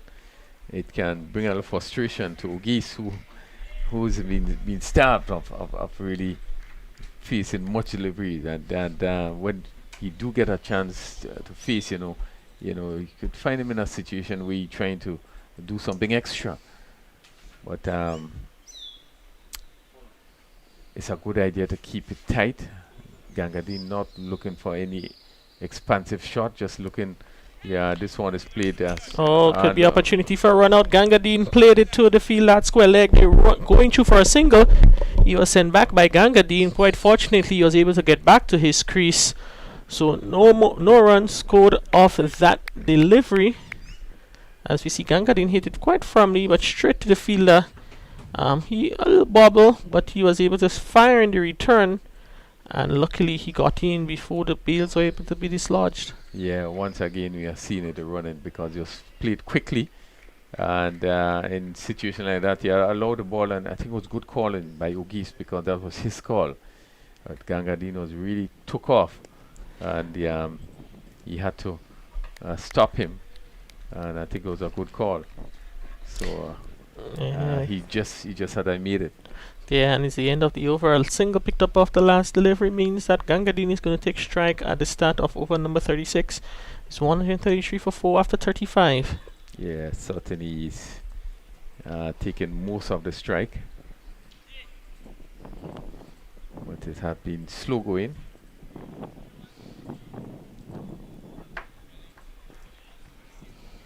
Yeah, partnership now 17. Runway just 3.80. It's going to be more of Kevin Murray on this beautiful day here in St. George's, as we see a kite in the sky, just gracefully flying in the wind above. Kurt Murray, he is now none for 29 from his 7th. He's going to start his 8th over. And it's something we have not been seeing in this season much, which means that persons have been following the direction in terms of where kite is being flown. Around this time you probably see a lot of kites all over the pavilion and so forth. But last few weeks we have been here with the cricket. Really, it have been good that there have been much kites. Yeah, I think it too. You'd find a lot of those areas, as you said, they're designated as no kite flying zones. People have been responded well, and more in the open areas or in the hills, you would see kites being flown. Here at the National Stadium, you see a few around. If you scan around the stadium, you see in the southwestern stand there is a kite which is stuck in the rafters or in the roof. As we see, Gangadin turns one onto the outside, beats the fielder there in short mid-wicket, can get around to take the catch, but they're really looking to cramp Gangadin, as 5 fielders now on the offside. We have mid-off, a silly mid-off, extra cover, a backward point, all close in on the offside, looking to keep Gangadin on strike so that he can face as much of those deliveries as possible. Yeah, it's a ring of fielders on the offside. There's no slip, but short third man, backward point, and a square cover, the mid off, then extra cover. So we have that ring of 5 fielders on the offside, trying to cut off the single. And he's looking to cut, and let's see what happens there. Probably might be a bye. Let's see what happens. Yeah, I think he was able to cut it into the wicket, and it eluded the keeper. Went behind the keeper, and the batsman they cross over for a single. So that means Akim Ogis just has 1 delivery in this over to face the final delivery in the over.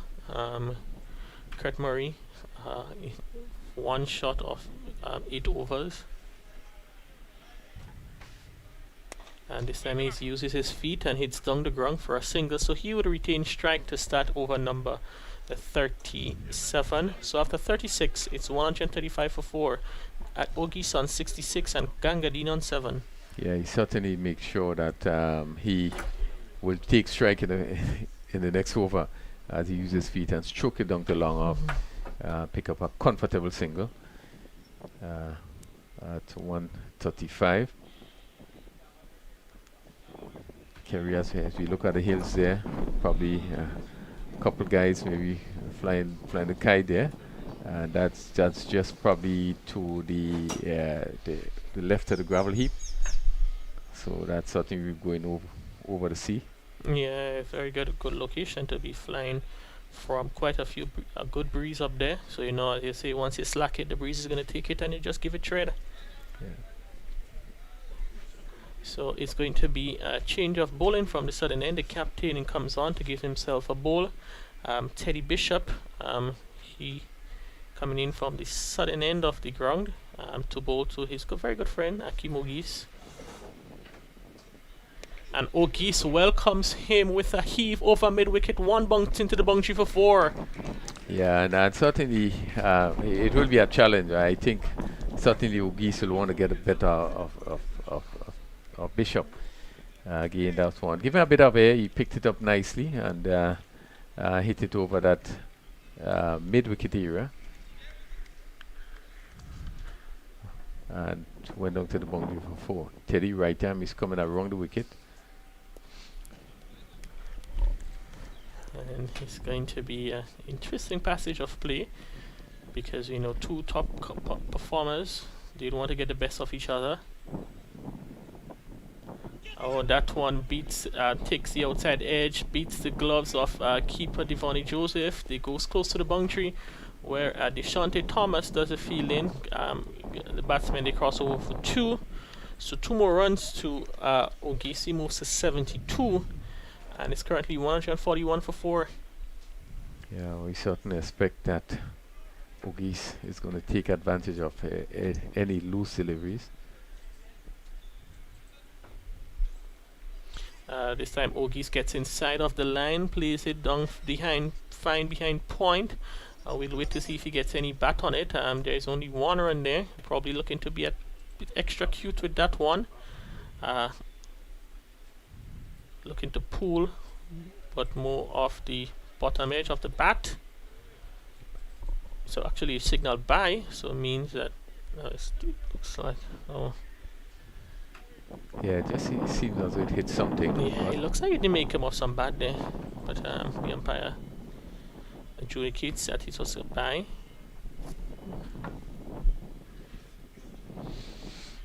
He probably could have just gone through to maybe a bit of disappointment there from O'Geese that he was not able to get on to connect cleanly. Now we've seen a slip for the first time to Gangadin. Again, that struggle to play the drive as that ball was up and you could see him looking to... Because the back foot, which is his right foot, is planted and it's just the left foot. He's using his left foot to get to the line of the ball, when normally you see you use your right foot as a right-handed batsman to get to the pick up the line early and get to the line, and then use your left foot to come across and guide it through. But he's doing probably the completely opposite, and which is making it difficult for him to score freely through the offside. Yeah.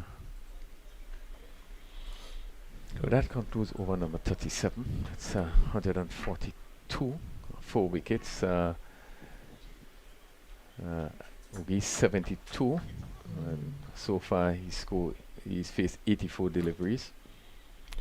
Yeah, it's going to be Murray. His 9th over, none for 31 from his previous 8.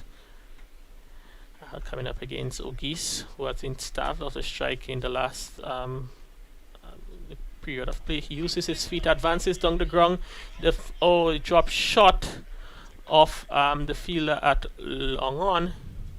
So there is 1 more run to the batsman. O'Geese, he moves on to 73, and it's now 143 for 4 at the beginning of the 38 over.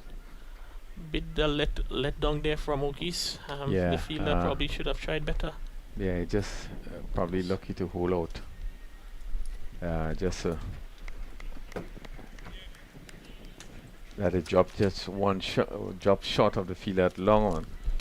Yeah, and I think they may be quite happier to have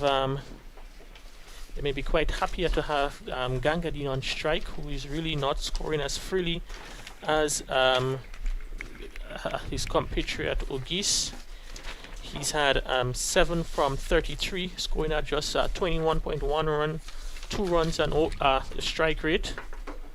This time it's a full toss, which he pushes back past the bowler, and the fielder there at mid-off, that is Deshante Thomas, does the fielding, but can't stop the batsman from crossing over for a single. Yeah, and one expect Maurice gonna bowl his 10 overs. Yes. Deshante Thomas, I think is one that we expect to come back and complete his spell. I think he just had 1 bad over, bowling from that southern end. But I think when he was moved from this northern end, I don't think it was the best time to move him. I think he was bowling well, and Yeah, he bowled 6 overs for from the northern end. His 6 overs went for 21 runs, and he came back and bowled 1 over from the southern end, which went for 19. Oh, and that one, a shorter delivery Ogies looking to hit towards the offside, kept a bit low and hit him somewhere in this, maybe high on the pad or in the stomach, and they cross over for a single. As we look at the replay, looking to pull, yeah, hit high on the leg, goes behind for a leg bye. So it's now 145 for 4 after 38, with 12 overs left, Gurney.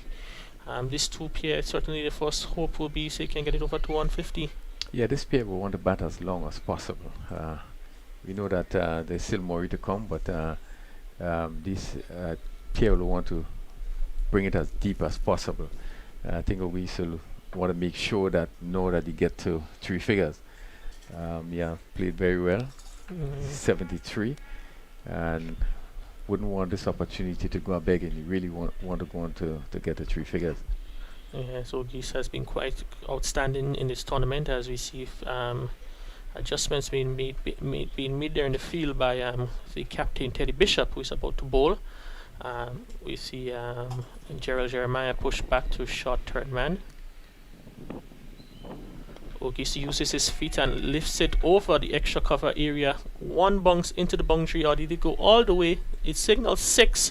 So a very good shot there from Ogies, using his feet, advancing to the bowler, hitting over extra cover for 6. A very good shot as the 150 comes up of 241 deliveries, 159 minutes, 8 fours and 4 sixes. Yeah, good shot. You could see him as he give himself, opening himself and hitting it over that long position, and went for 6. Really is going to take full advantage of anything that is remotely loose. Yes. And as we said before, the challenge, the competition between both players, we are expecting that he will really want to take charge of the situation. Short outside this the time is option. short and wide, hit towards backward point. The field on the cover boundary comes through for us towards the fielding. So that was down there on the cover boundary. That would have been Tion Charles. 1 run to Ogisi moves to 80. Gangadini is on 8, and it's now 152 for 4 in over number 39.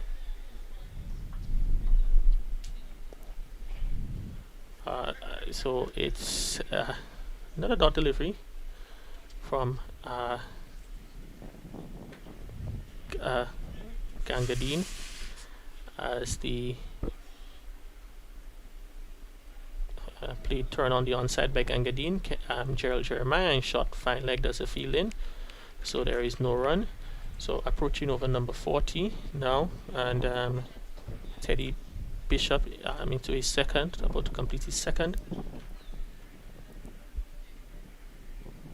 This one is short and wide, and Gangadine gets inside of it and hits through the offside. The fielders, they come through for 1. Oh, what a miss, a bad effort there from the fielder, looking to scoop it back into the field, the path of his colleague. He was able to just scoop it over his head into the boundary for 4.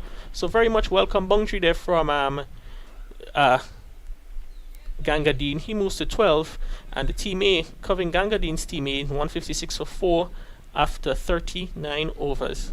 Yeah, good shot by Gangadine. Short, and you just give it a full treatment. But again, a little inexperience of the fielder on the boundary. Certainly really should have stopped it and maybe just try to flick it back. And it went down to the boundary for 4. So good shot.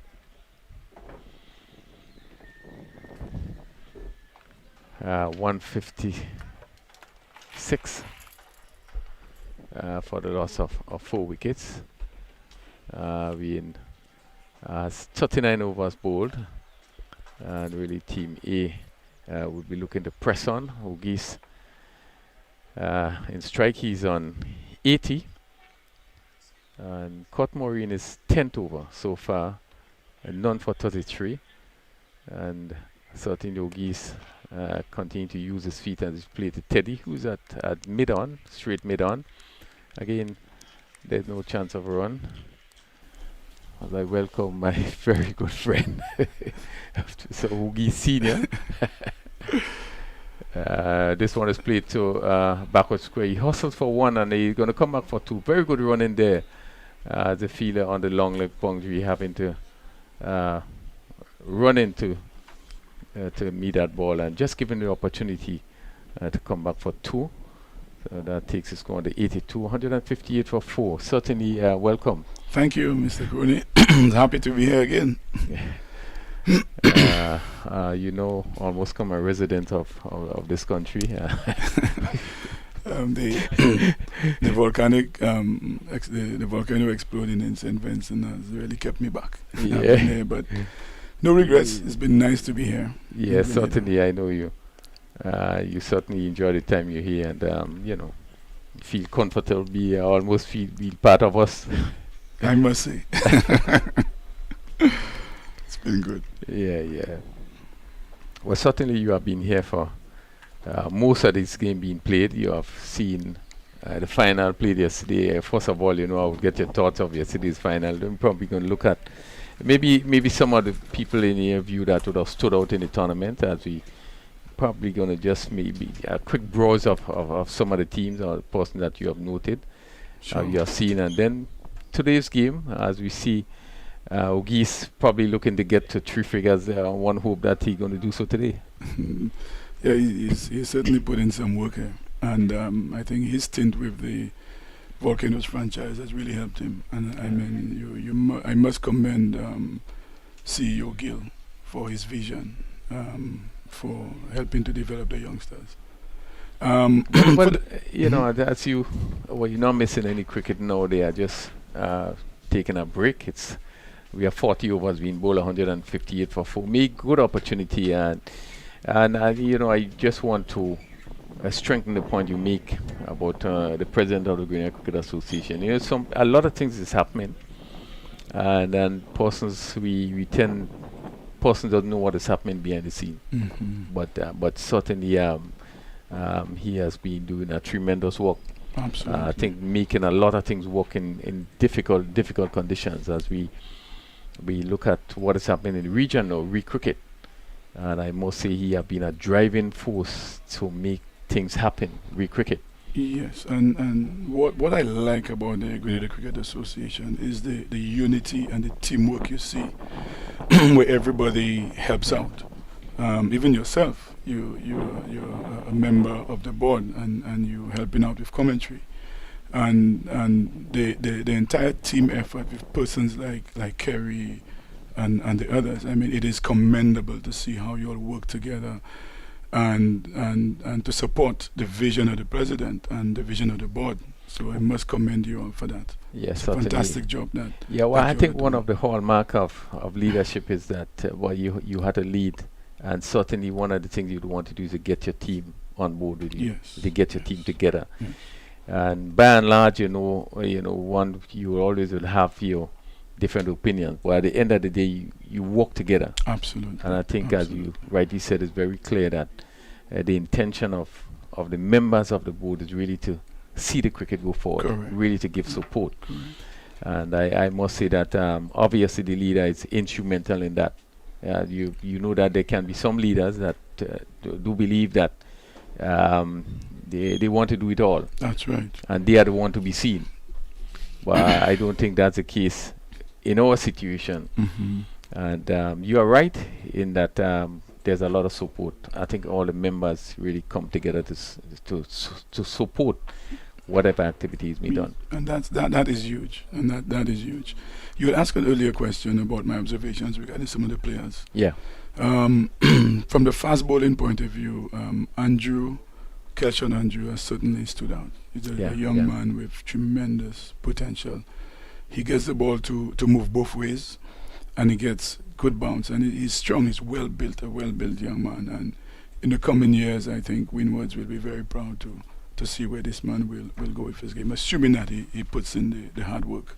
Well, we have, I know there are some players that you're going to call, but we have other times that we're going to talk about it. But just to see with Andrew, we spoke and made the same observation.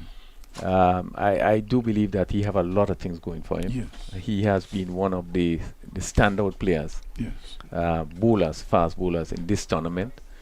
And in terms of his discipline, he also seemed to be a disciplined cricketer. I think when you look at him run up, the rhythm that he has, it's so strong to be able to. One of the good things of fast bowler is the rhythm getting to the wicket, and he just seemed to have that nice rhythm. Not a very long run, except but just enough, and he just give one the sense that he can develop further. Yes, indeed.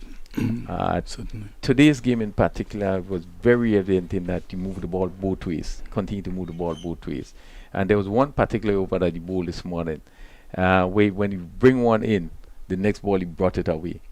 It was so pleasing to see him move the ball this morning, and I certainly agree with you. He's one for the future. We expect great things. I'm pretty sure that even from a cricket association point of view, efforts would be made to continue to work with him. Absolutely, because when I travel to the islands, I always look out for players, and regardless of nationality, whether it's a Grenadian, Dominican, St. Vincentian, St. Lucian, just look to see the players who just seem to have an extra edge if they put in the work. And he's certainly one who will go on. I'm assuming within the next 3 years, if he develops at the same rate, I will see him representing the Grenada senior team, I believe. Most definitely. But just to let you know, I'm speaking to Mr. Ogis. That's the father of Akim Ogis, all the way from St. Lucia. He's here following the games, and certainly we are so happy to have him. So we speak about Kelchon Andrew. In the area of fast bowling, anyone else you would have noticed? Tyson is a decent medium pacer. I think as he gets stronger, his game will develop. But the left-arm pacer, Murray, I'm not sure. Cousin Murray. Yeah, Cousin Murray. I expected you to call. Yes. I after when I went home last evening, I watched the innings over, and I was just so impressed with the consistency of line and length, and his ability again to mainly move it away from the left hander and into the right hander. This one is played fine by good shot played by Gangadin. Again, we see Andrew, who's pick up the attack from that southern end. Probably is going to complete his spell. Just want to make sure that's Kelchon Andrew. Yes. This one was right up, and he just teared it in that vacant slip region. The third man was wide, and he picked up 4 runs. It was a nice shot. Yeah. Welcome runs. Yes, indeed. Well bowled. It's a good comeback there from Andrew. Yeah, he continues to bowl. His line have been pretty consistent throughout his bowling. He keeps the ball up to the bat and just about off stump, probably moving it both ways. Yes, that was a good Yorker there. Good comeback.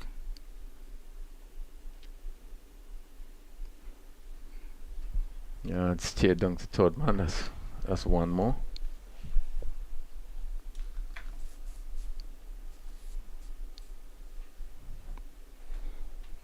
And the other players? Yes, you talking about you talk about Cousin Murray. Yes, young Murray. And I think he's very young. I think he's still about 14, moving on to 15. Yeah, yes, yeah, he's very young. You remind me, he's very young. That's right. So he has a long way to go in terms of. This one is clipped down to a beautiful shot. It's sort of gone for 6. A tremendous shot played by Uguisi. This is a pickup shot, and people like Dhoni plays that shot. A straight shot, just picked it up and whipped it from outside the off stump, and that went over long on for 6. A beautiful shot that takes him to 88. Tremendous shot. Yes, use of the wrist there. Good use of the wrist.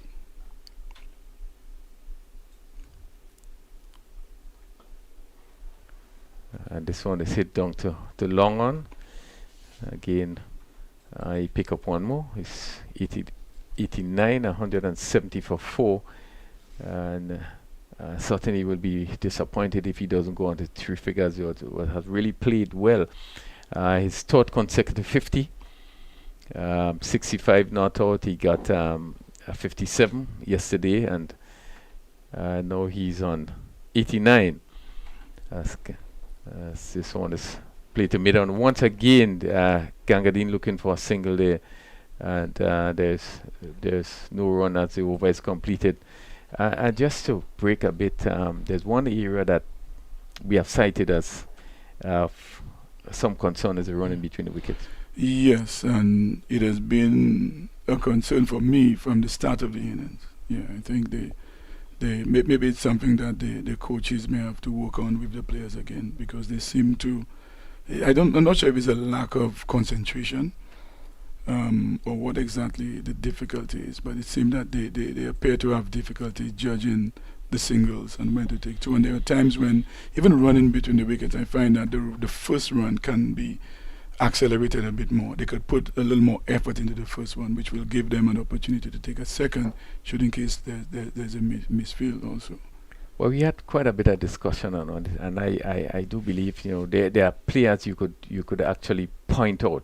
Deshante Thomas comes, and this one again is swing to mid wicket, and is taken at mid wicket.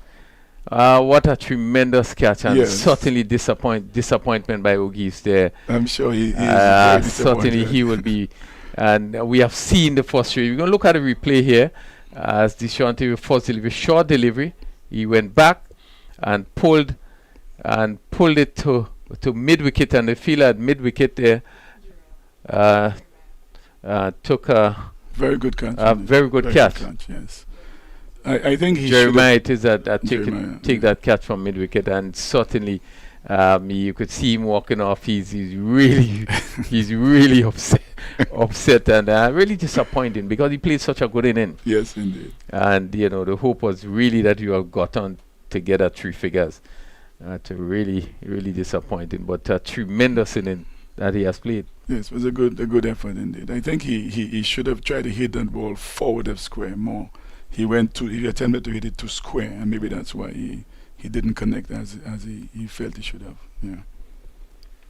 Well, just falling short, 89, but he had to be pleased, because I think he's playing well. He's in good form. Yes. And I think he just had to, when you reach those kind of scores, you want to go on. You want to get on to the three figures. Yeah. And knowing him, usually when he gets into the 80s, it usually translates into a century. Yeah. So I know he will be knocking himself for giving it away. Well, I've seen it. You know, we have seen him being out and comes out and cool and calm. But this one really would have hit him hard. Yes, indeed. Well, Jamal Lambert comes in to replace Ogies. Interestingly, we haven't seen Corson Murray, but probably Lambert an opportunity. This is going to be called wide, and this one just pitching and turning, probably the googly there, turning down the leg side. Yes, and just observing Thomas, he appears to get quite a bit of turn on the ball. Certainly, he has bowled well. He has given the ball some air, and I've made a point that even Ogies was very careful playing him and using it. He gets quite a bit of turn on the ball, Yeah, it's a good young player, and that's a unique skill set he has there. And you know, and it's good that you made a point. You're making a point in terms of the young players that are now playing at under 19 level, and you see what they are doing at this stage. Short delivery, and this one is hit way down to deep backward square. Yeah, with his left arm Chinaman, there will be the occasional one that he will drag down, but for his age, I'm very impressed with his control. It's very impressive, his control. He's a young man.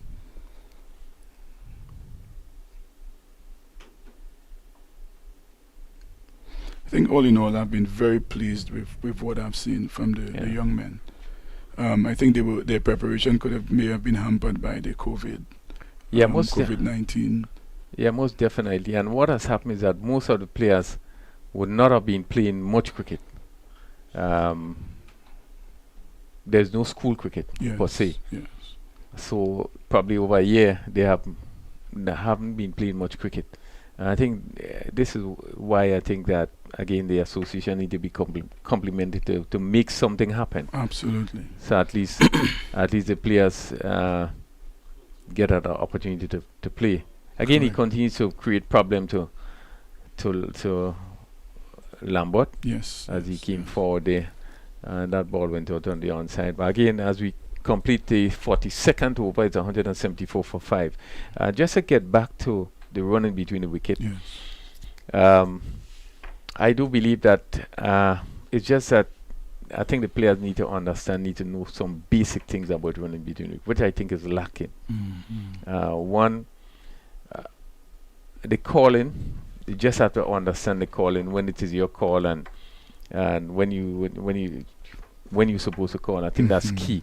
The other factor I think is the grounding as you run in the wicket, in terms of looking at the ball when they are grounding to see the direction. So if both batsmen is looking at it, then it makes it easy. So Yes. both of them will see the danger. Yeah. So I think those are important that they know, and just a few things to know in terms of running between the wicket. You take the first one very quickly and so forth, and we just seem to be some of the basic things just seem to be lacking. Yes, and again, with a couple minutes under the watchful eye of a coach. Yeah, just putting the drills in place and the ensuring drills, that the drills. they call and they turn in the right direction of the Yeah. ball, and you know, I think it is something that can be Yeah, sorted. something that can be Yeah. worked out. I Yeah. think is a constant working, and the drills will make that happen. So I believe, as you rightly said, and as I did said before, that obviously it would be an area the coaches will have to continue to work on. As you Yeah. see Andrew in his 10th over, bowling just as 2 wide. Just train down the leg side a bit again, maybe trying to put the extra effort. Maybe just tiring a bit. It's been some blazing sun out there. Yeah, have been a lot of work. He Yes, bowled, yes. had to bowl a long spell yesterday and come back and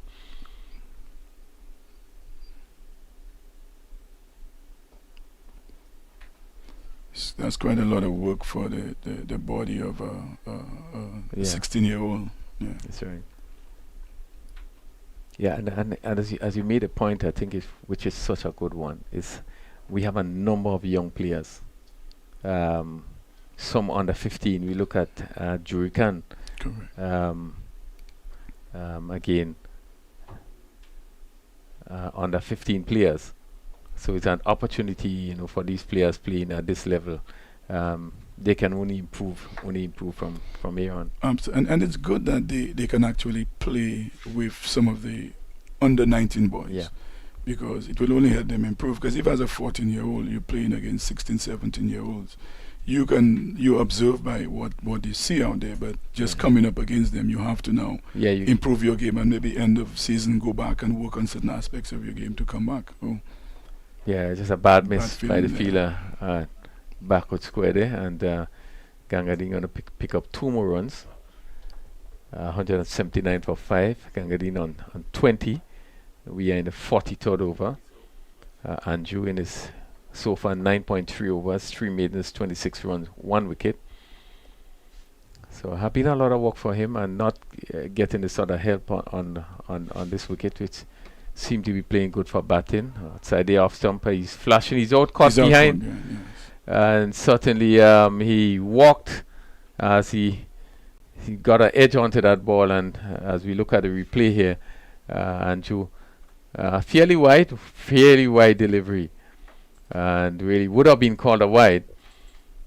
And Gangadin again looking to beat that gap at backward point, just getting an edge, and just turned and walked. And we really see this happen in cricket now, in terms of players just walking before decision being given. Yes. But certainly he knew he played it and walked. And Kervin has not had the best tournament. I think he's been a little out of form. Yeah. Because when I saw him in his last year of under 15, he certainly had improved a lot as a batsman. But today he showed signs of what we saw, from him earlier. and I'm hoping that he will do some extra work in the off season to keep improving his game. Yeah, I agree with you. At the under 15 level here, there just seemed to be some more depth in terms of how he played. But just looking at his stance, I think he would be limited based on the stance. Maybe there's a little work that needs to be done in terms of getting the stance right. But I think his temperament, he's one that he's a committed young player. Yes, he is. So he certainly can improve. I guess just looking to push on and just being able to take the edge and was taken behind by Joseph. Yes, and they've gotten to 179 for 6 in the 43rd over. Hopefully they can push on to maybe 230. Yeah, well, no, Cousin Murray is another good player that goes out to bat there. I know that during the toss, he said that you're looking for 300 or even 250. Certainly look at look at but at 179 for 6, I would think that they will be happy to get up to 210. 210. Okay. Yeah, I think I'm just looking at the batting. Yes, Cousin Murray is there, but the rest of the batting, there probably might be some challenge. What Lambert, who's quite a very good young player, but he's been a bit out of form in the last few matches. He's not really hit his traps at all this tournament. He's much better than what he's put out there. And I guess we're all hoping that he will eventually come good. Yeah, but again, I must talk about the fact that we have so many young players playing, and as you rightly said, they can really improve. I could remember when I started in school. This one is played on the third man. Maurice is off the mark with the final delivery of the over from Ketch and Andrew. So he finished with 10 overs, 3 maidens, 27 runs, 2 wickets. They end up 43 overs, 180 for 6. Just making a point, when I started in school as a young player, I was playing with big men. With big men. And so the only thing that happened to me from there was to improve. I mean, the quality of bowling, you're talking about seasoned cricketers playing at the highest level. Yes. And that's where I got my start from. So at least the next couple of years, I was in the mix, playing with the same team, So it was, it will be good for these players, playing against some of the senior players at the under 19 level to move to really go forward. Yeah, I think that's a crucial part of the development of the youngsters. Certainly a crucial part in the development. Thomas, this one is swept down to backward square. Good shot play there by Murray, and it goes down to the boundary for 4. Yes, a really good shot. Very good shot, in fact. And I wanted to mention also that Murray has the potential to develop into a full-fledged all-rounder. Yeah, that's a lovely sweep shot there. Got into a right position and hands coming through, head forward. Very, very well executed indeed. Very good shot. Well, I agree with you because he scored heavily in the under 15 level here. For St. David, he really scored heavily. He will come out 180 odd, and both Murrays, they have played very well. Yeah, they certainly and they look and just observing the mom and the parents always around at the games, always present support at the games. Yes, they're always there, and just supporting very quietly, but supporting, and that's certainly good for the development of the young men. Yes, as as they said to me that they were very disgusted when they couldn't play cricket. Very upset, and wherever they get a chance, they will find a way to go outside, find something to do with cricket. So they were really, really happy to know that we were able to play some cricket. I can well imagine. I can only imagine. A short ball hit down the backward square by Lambert. One more. So but again, Thomas, I'm just so impressed with the fact that he is actually getting turn on that ball. Yeah.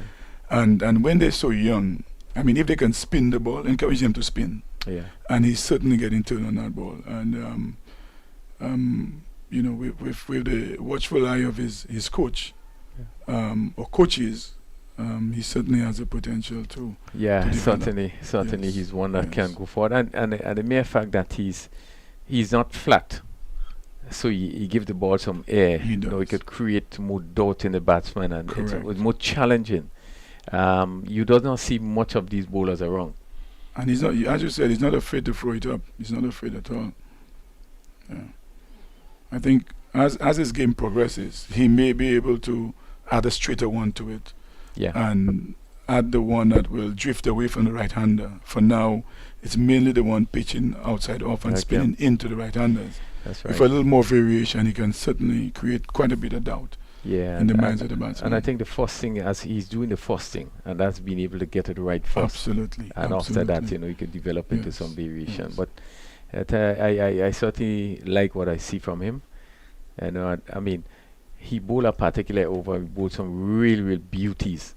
And I think it was Andrew that was batting. No, Charles, Wendon Charles, as he came forward, and it really, he was confused, and he swung at him, you know. But really is one for the future Yes, that yes, can really develop. Yes.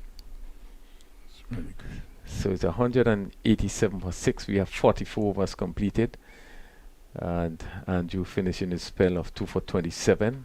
Thomas, 9 overs, 1 for 50. And even at 9 overs, 1 for 50, doesn't say how good that he would have bowled. This one, Tyson continues from that southern end. He's into his 8th over.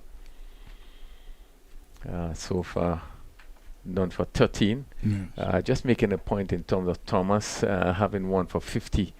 Really didn't say how good that he would have bowled. Remember his first over, he dropped Correct. 2 catches were dropped off him. Yes, you are. Yeah, yes, correct. You know, You're so correct, yeah. he has really bowled well. Yes, and usually, I mean, it is really good for being a left arm Chinaman bowler, because you tend to find a lot of variation in the lengths, and he's bowled well. I must say he's bowled well. 1 for 50 in his 9.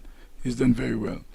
Yeah, he certainly bowled Yes. well. And it's normal with leg spinners, you know, they will always, just like a leg spinner, Yes. right arm leg spinner, they will always give you a bad ball here and there, you know. But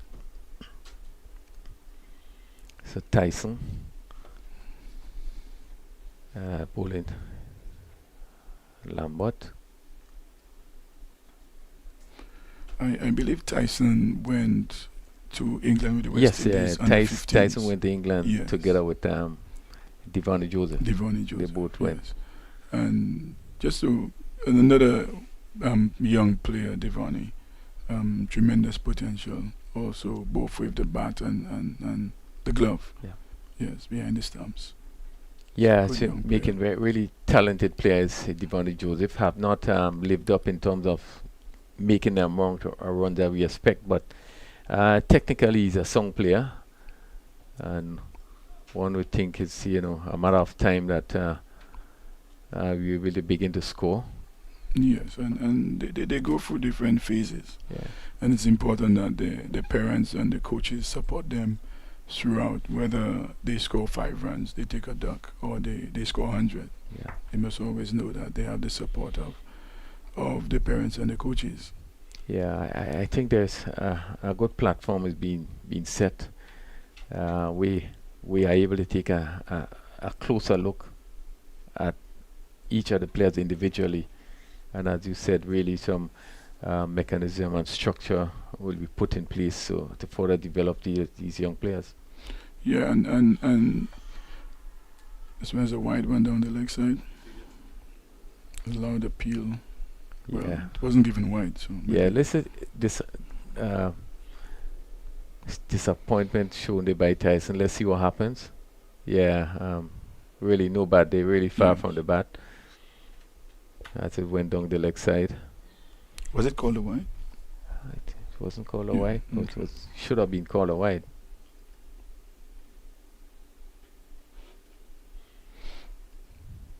What you saw the game yesterday, and certainly I know you'd want to give your comments in terms of what would have transpired yesterday. Tyson missing his run there. The final being played, St. Dave just winning by Yes. 27. I believe the better team won on the day. St. David's, with their batting depth, you saw it right throughout the tournament. They had batsmen beyond 3 and 4 and 5. And St. David's bats, let me just after this ball. Okay. That's one more to Murray. Yeah. St. David's bats all the way down to 9 and 10 and possibly even 11 for that matter. I was very impressed with the way they handle themselves. Most of the players from St. David's, you could see that I'm not sure what program they have, but the way they handle the bat, they tend to play rather straight. Technically, they all seem to be pretty solid. So whoever is the coach is doing a wonderful job with them. The St. Mark's team, they had a good bowling attack. Although yesterday they had an off day because there were so many wides. Yeah. They bowled at least extras. There were probably close to 40 extras. And at the end of the day, that accounted for the game. But batting-wise, St. Mark's, let me just hold on a bit there. Place this one for a single to short cover. St. Mark's never really had a batting depth beyond 5 and 6. So I think that was the difference between the two teams, and the disciplined approach of the St. David's team with the ball also. They had very few extras. So all in all, the best team won.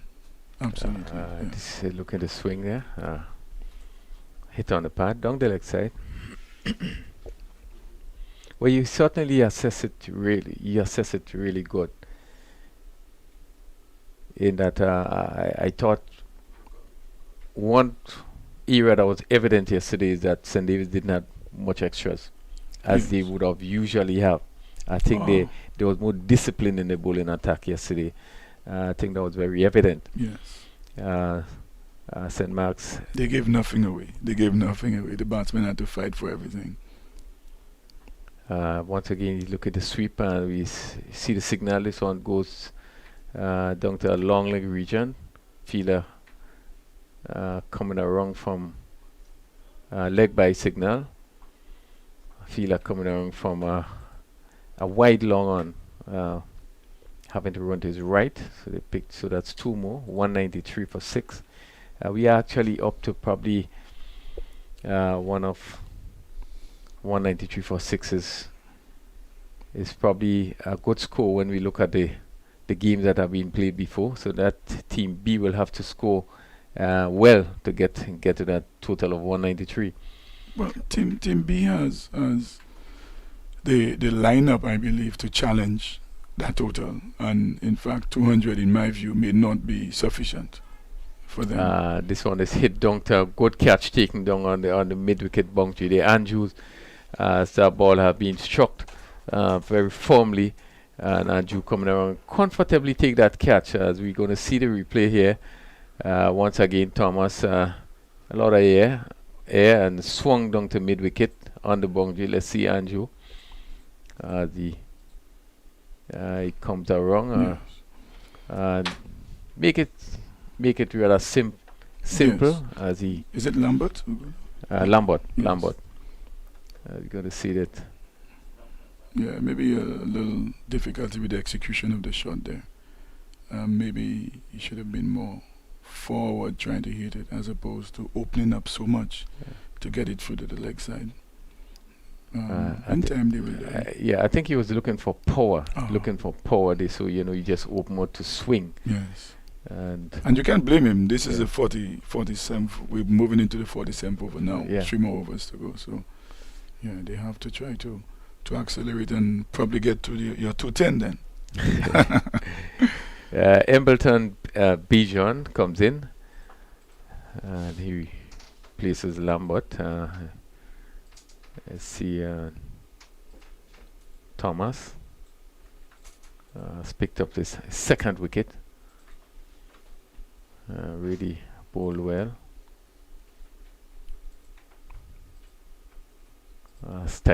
Tyson continues in 9th over. He's bowling to Murray. Down the leg side, Murray looking to swing wide. It's a wide one. Wide would be called. This may not be Tyson, I believe. There's a change. Toussaint has come back. And it's 4th over. Toussaint has some very tall young man there. Yeah. Well, that's a young man that came up the kiddie cricket. Came through the kiddie cricket, driven probably down to mid-off, and there could be trouble. No. And there was Emberton looking for a single there, and the understanding is that that call had to come from the striker. It was behind his back, but I guess with the pace that the firmness the ball was hit with, he just began to run. Yes, and the ball went straight to the middle fielder. Understanding, Ball went straight to the middle fielder. This one is hit down to long on, and who went back and took that catch again. Murray looking to force it. Yes, they are not getting hold of it. Seemingly hitting the bottom of the bat there, and they feel at mid on. Yes, the bottom. Andrew going back and take another catch. Yes, good catch by Andrew there. And you can see there's some form of experience in the way Andrew moves in terms of even taking his catches. Yes, indeed. But the power game is not really Murray's game. Yeah. Murray is more of a timer of the ball, and he works the ball around, and trying to move the game forward. Yeah, certainly at this time they will want to push it on. It's 8 for 194. And we are in the 47th over, so we just want to push it along. I believe it's Tyrone Charles coming to the wicket. Tyrone Charles. Yes. So just going back as we assess what happened yesterday, I thought that St. Mark's would have defeated St. David's in a preliminary game. That's a week before, and I think the first interesting thing to me was that the toss was won by St. Mark's. I think St. David's won the toss. St. David's won the toss. And they decided to bat. And they decided to. Was it St. Mark's won the toss? I think it was. Or St. David's won the toss, and they asked St. Mark's. St. David's batted first. Yeah? Yes, they batted first. Yeah, Yes. and I thought certainly the intention. No, remember in the game before that, St. David's lost wickets really early. I think there was over 30 for 4, as the case may be. Yeah. I guess was the intention not to lose early wickets. They had a good start of 47. Solid start. And I think is it Braffett who carried Braffett on? opened for the first time. Yes. And he went on to score 39. This one is played by Emberton as he pushed it on the onside. The score remained 194 for 8. So I thought that they looked pretty disciplined in terms of the start, trying to get it right. And then we had the run out started. Yes. In the middle, the run out started again. And then we saw some quick wickets, and he's bowled there, full ball, looking to drive. And I played all around this one and went into the stump. So the 9th wicket is down, 194 for 9. And Embleton being bowled by Toussaint. Yes. And he didn't score. I just thought that it started well, wicket started well, but at 110 for 7, one fell. That St. Mark's were in it. Were in charge, really, really in charge. But then again, if you're following the tournament closely, sequence, you would know that St. David's, with 7 wickets down, you can't write them off because they bat deep. And we saw that. The young men handled themselves admirably with the bat. I thought yesterday was kind of different because what we have seen in some of the games is that the latter part of the inning, there was not much there was not much Resistance. resistance. Yes, But yesterday, even though the pair put on 40 odd, but there was a lot of extras. yes. And they didn't seem to, they stayed, which was important, staying. And I think that 40 other runs they put on for that last, for that partnership with Murray, I think made the difference. Yes, and they batted out the 50 overs. And they batted out They the 50. batted out the I 50 think that overs. that was encouraging. That was Yes. different in terms of Yes. what would have happened. Yes, yes. So I think that at that point was a chance to push it home. It didn't. And then they had a chance at 99 for 1. They was St. really Mark's. moving. St. Mark's at Yes, 99 yes. for 1. Yes. And I basically was calling it out here that they go, it's a runaway victory very early. Yeah, I mean, And then things happen. oh, well, let's watch this ball from Toussaint. Oh, Right ball up, again, yeah. good delivery. And that Dante Alexander came down on it and pushed it back on the onside. And that complete another over, 47 overs completed. Toussaint, 4 overs, and no maiden 22 runs, and they picked up 3 wickets. So yes, he has come back very strongly. Yes, and he seemed to be getting the ball to tail into the wicket Yeah. when he bowls the full length, the Yorker or the full toss. You know, I was making a point with Toussaint. He attended the Montmorris Primary School, and I actually worked with him at Okay. kiddie cricket. Oh wow. And I was so impressed how quickly he would have developed and moved on to be part of the St. George team, and then get on to the Grenada under 15 team. Yeah. And I think he really showed a lot of improvement in a short space of time. Yeah, and I believe we will see more improvement from him as he progresses, because he's a very tall young man, and because of his height, maybe his muscular structure has not developed at the same pace as he's grown. So as he gets stronger over the next few years, I think we will see quite a bit from him, because he has a good build, good height, probably about 6 plus.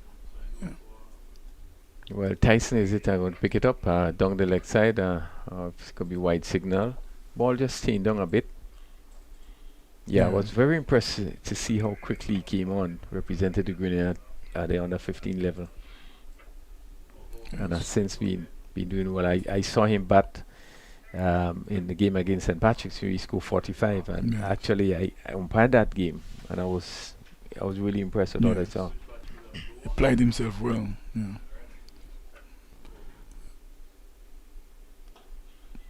Charles is hitting down to mid-off and going for a run. Let's see. And they just missed the probably overrun so far that they were not able to take the overthrow, but Yes. close run there. We may well see a run out before the innings over. So Tyron Charles, he's off the mark with 1, and it's 196 for 9 as Dante Alexander comes in to strike. And the offside fielder mid off, extra cover, square cover, and field on the third man boundary. And this one is hit, and they going hit well over the mid on fielder, which was deep, and that goes down to the boundary for 4. A good positive shot played there by Alexander. Yes, a good pickup in the well played.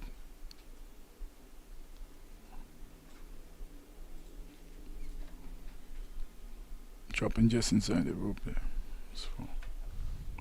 So it's now 200. 200 for 9. I did say 210. Yes, you did. I guess I was over optimistic with my 220.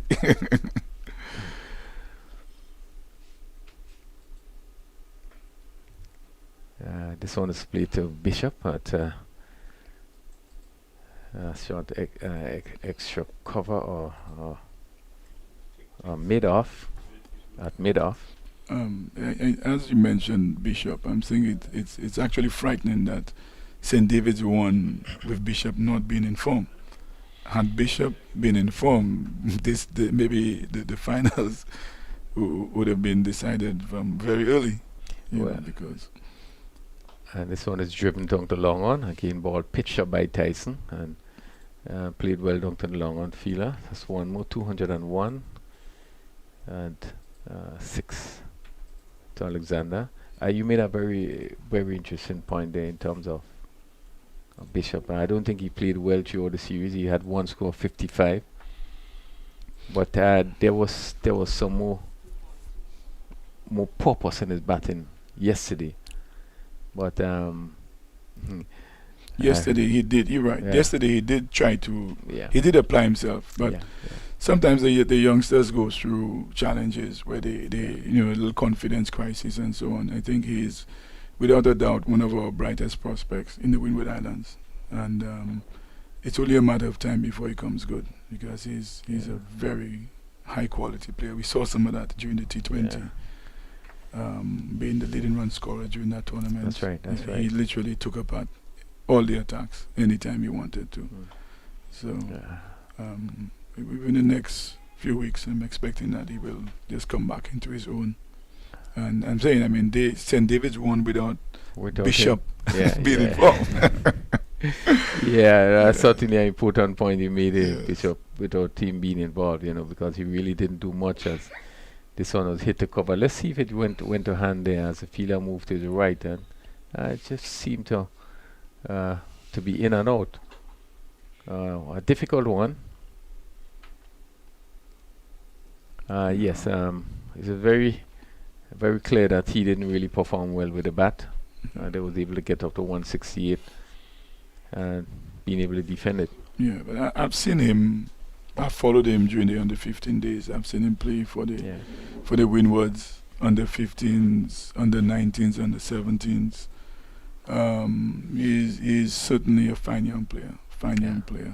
He's probably just going for a little dull patch there, and expect that he will bounce back. But certainly, it's my view that because he's of high talent, huh? Yes, really high talent. Driven straight. Good shot again by Alexander. I think it may be Charles. Charles. Tyrone, yes. I'm just observing that Tyrone has been preparing with Mr. Telesford. Yeah. And they've been doing quite a few drills. One of it is the straight drive drill. So I believe Mr. Telesford you're able to pick it up. Mr. Telesford will be very happy to see that he's executed a straight drive, and I'm sure he may go back and review this tape and post it later. Yes, I was making a point. Bishop is of high talent. I don't know if you saw I think it was 80 odd score against St. David's, against St. Andrews in the T20 tournament. Yes. And I think I saw it. I was there for that. That was high quality. Certainly. That was really, really high quality. It was batting, in my view, of the highest order. Yeah, certainly. And it was so beautiful to watch. His timing, his movement, so it was so beautiful. It was a really beautiful innings. And I believe that he relished the opportunity to come against his home team. And he really... thankfully he's back.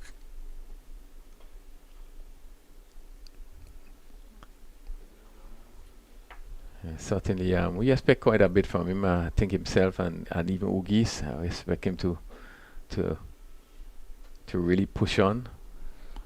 They've worked hard, and they're good mates. And you see them in the nets working together. Well, they look like brothers. This one is hit down the long. they like twins. Yeah, I must tell you. I mean, yesterday Teddy was pulling his bag down the steps, and I said, "But wait, I didn't buy a new bag for Hakim." And when I look closer, I'm saying, "But wait, this is Bishop." They certainly look alike. Yeah, these two players really look alike again. No call, probably just touching the pad. Maybe just clip the pad. On the way to the keeper. 205 on 9. We're in over number 49. Dante Alexander on 6 and Tyrone Charles on 3. It's 2 Saint in his 5th over so far, 3 for 25. Right, I'm over from the southern end. This one be hit on the pad. Lord Appeal is out leg before. Yes, and again that ball you notice he gets the ball to tail into the batsman whenever he goes full. So it swung into him, hitting him on right in front. Yeah. Yeah, certainly.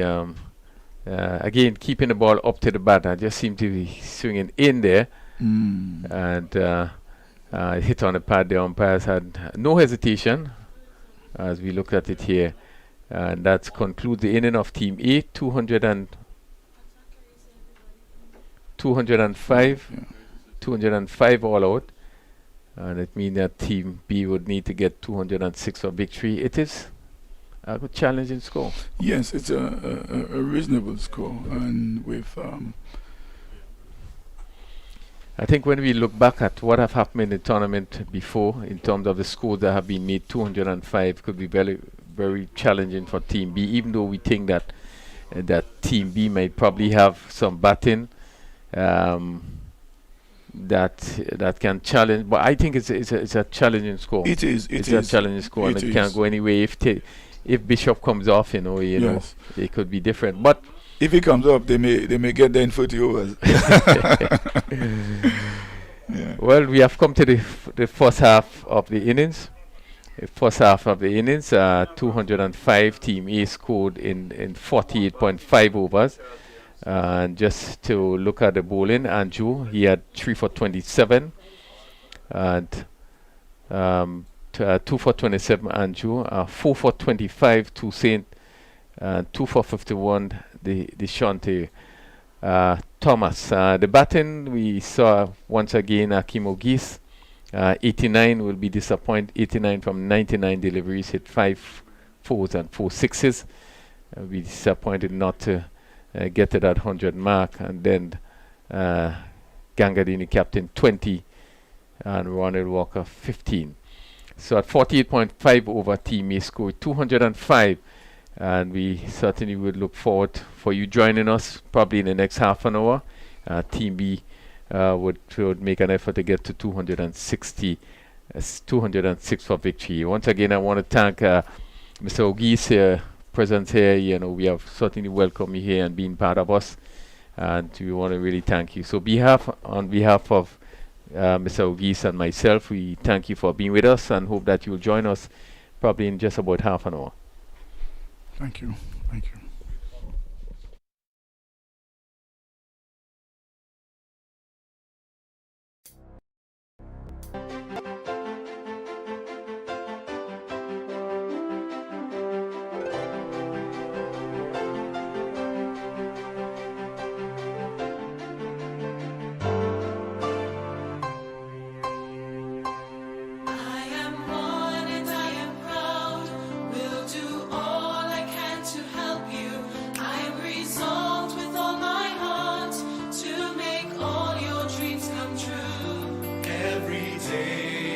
Strive to make this world a better place.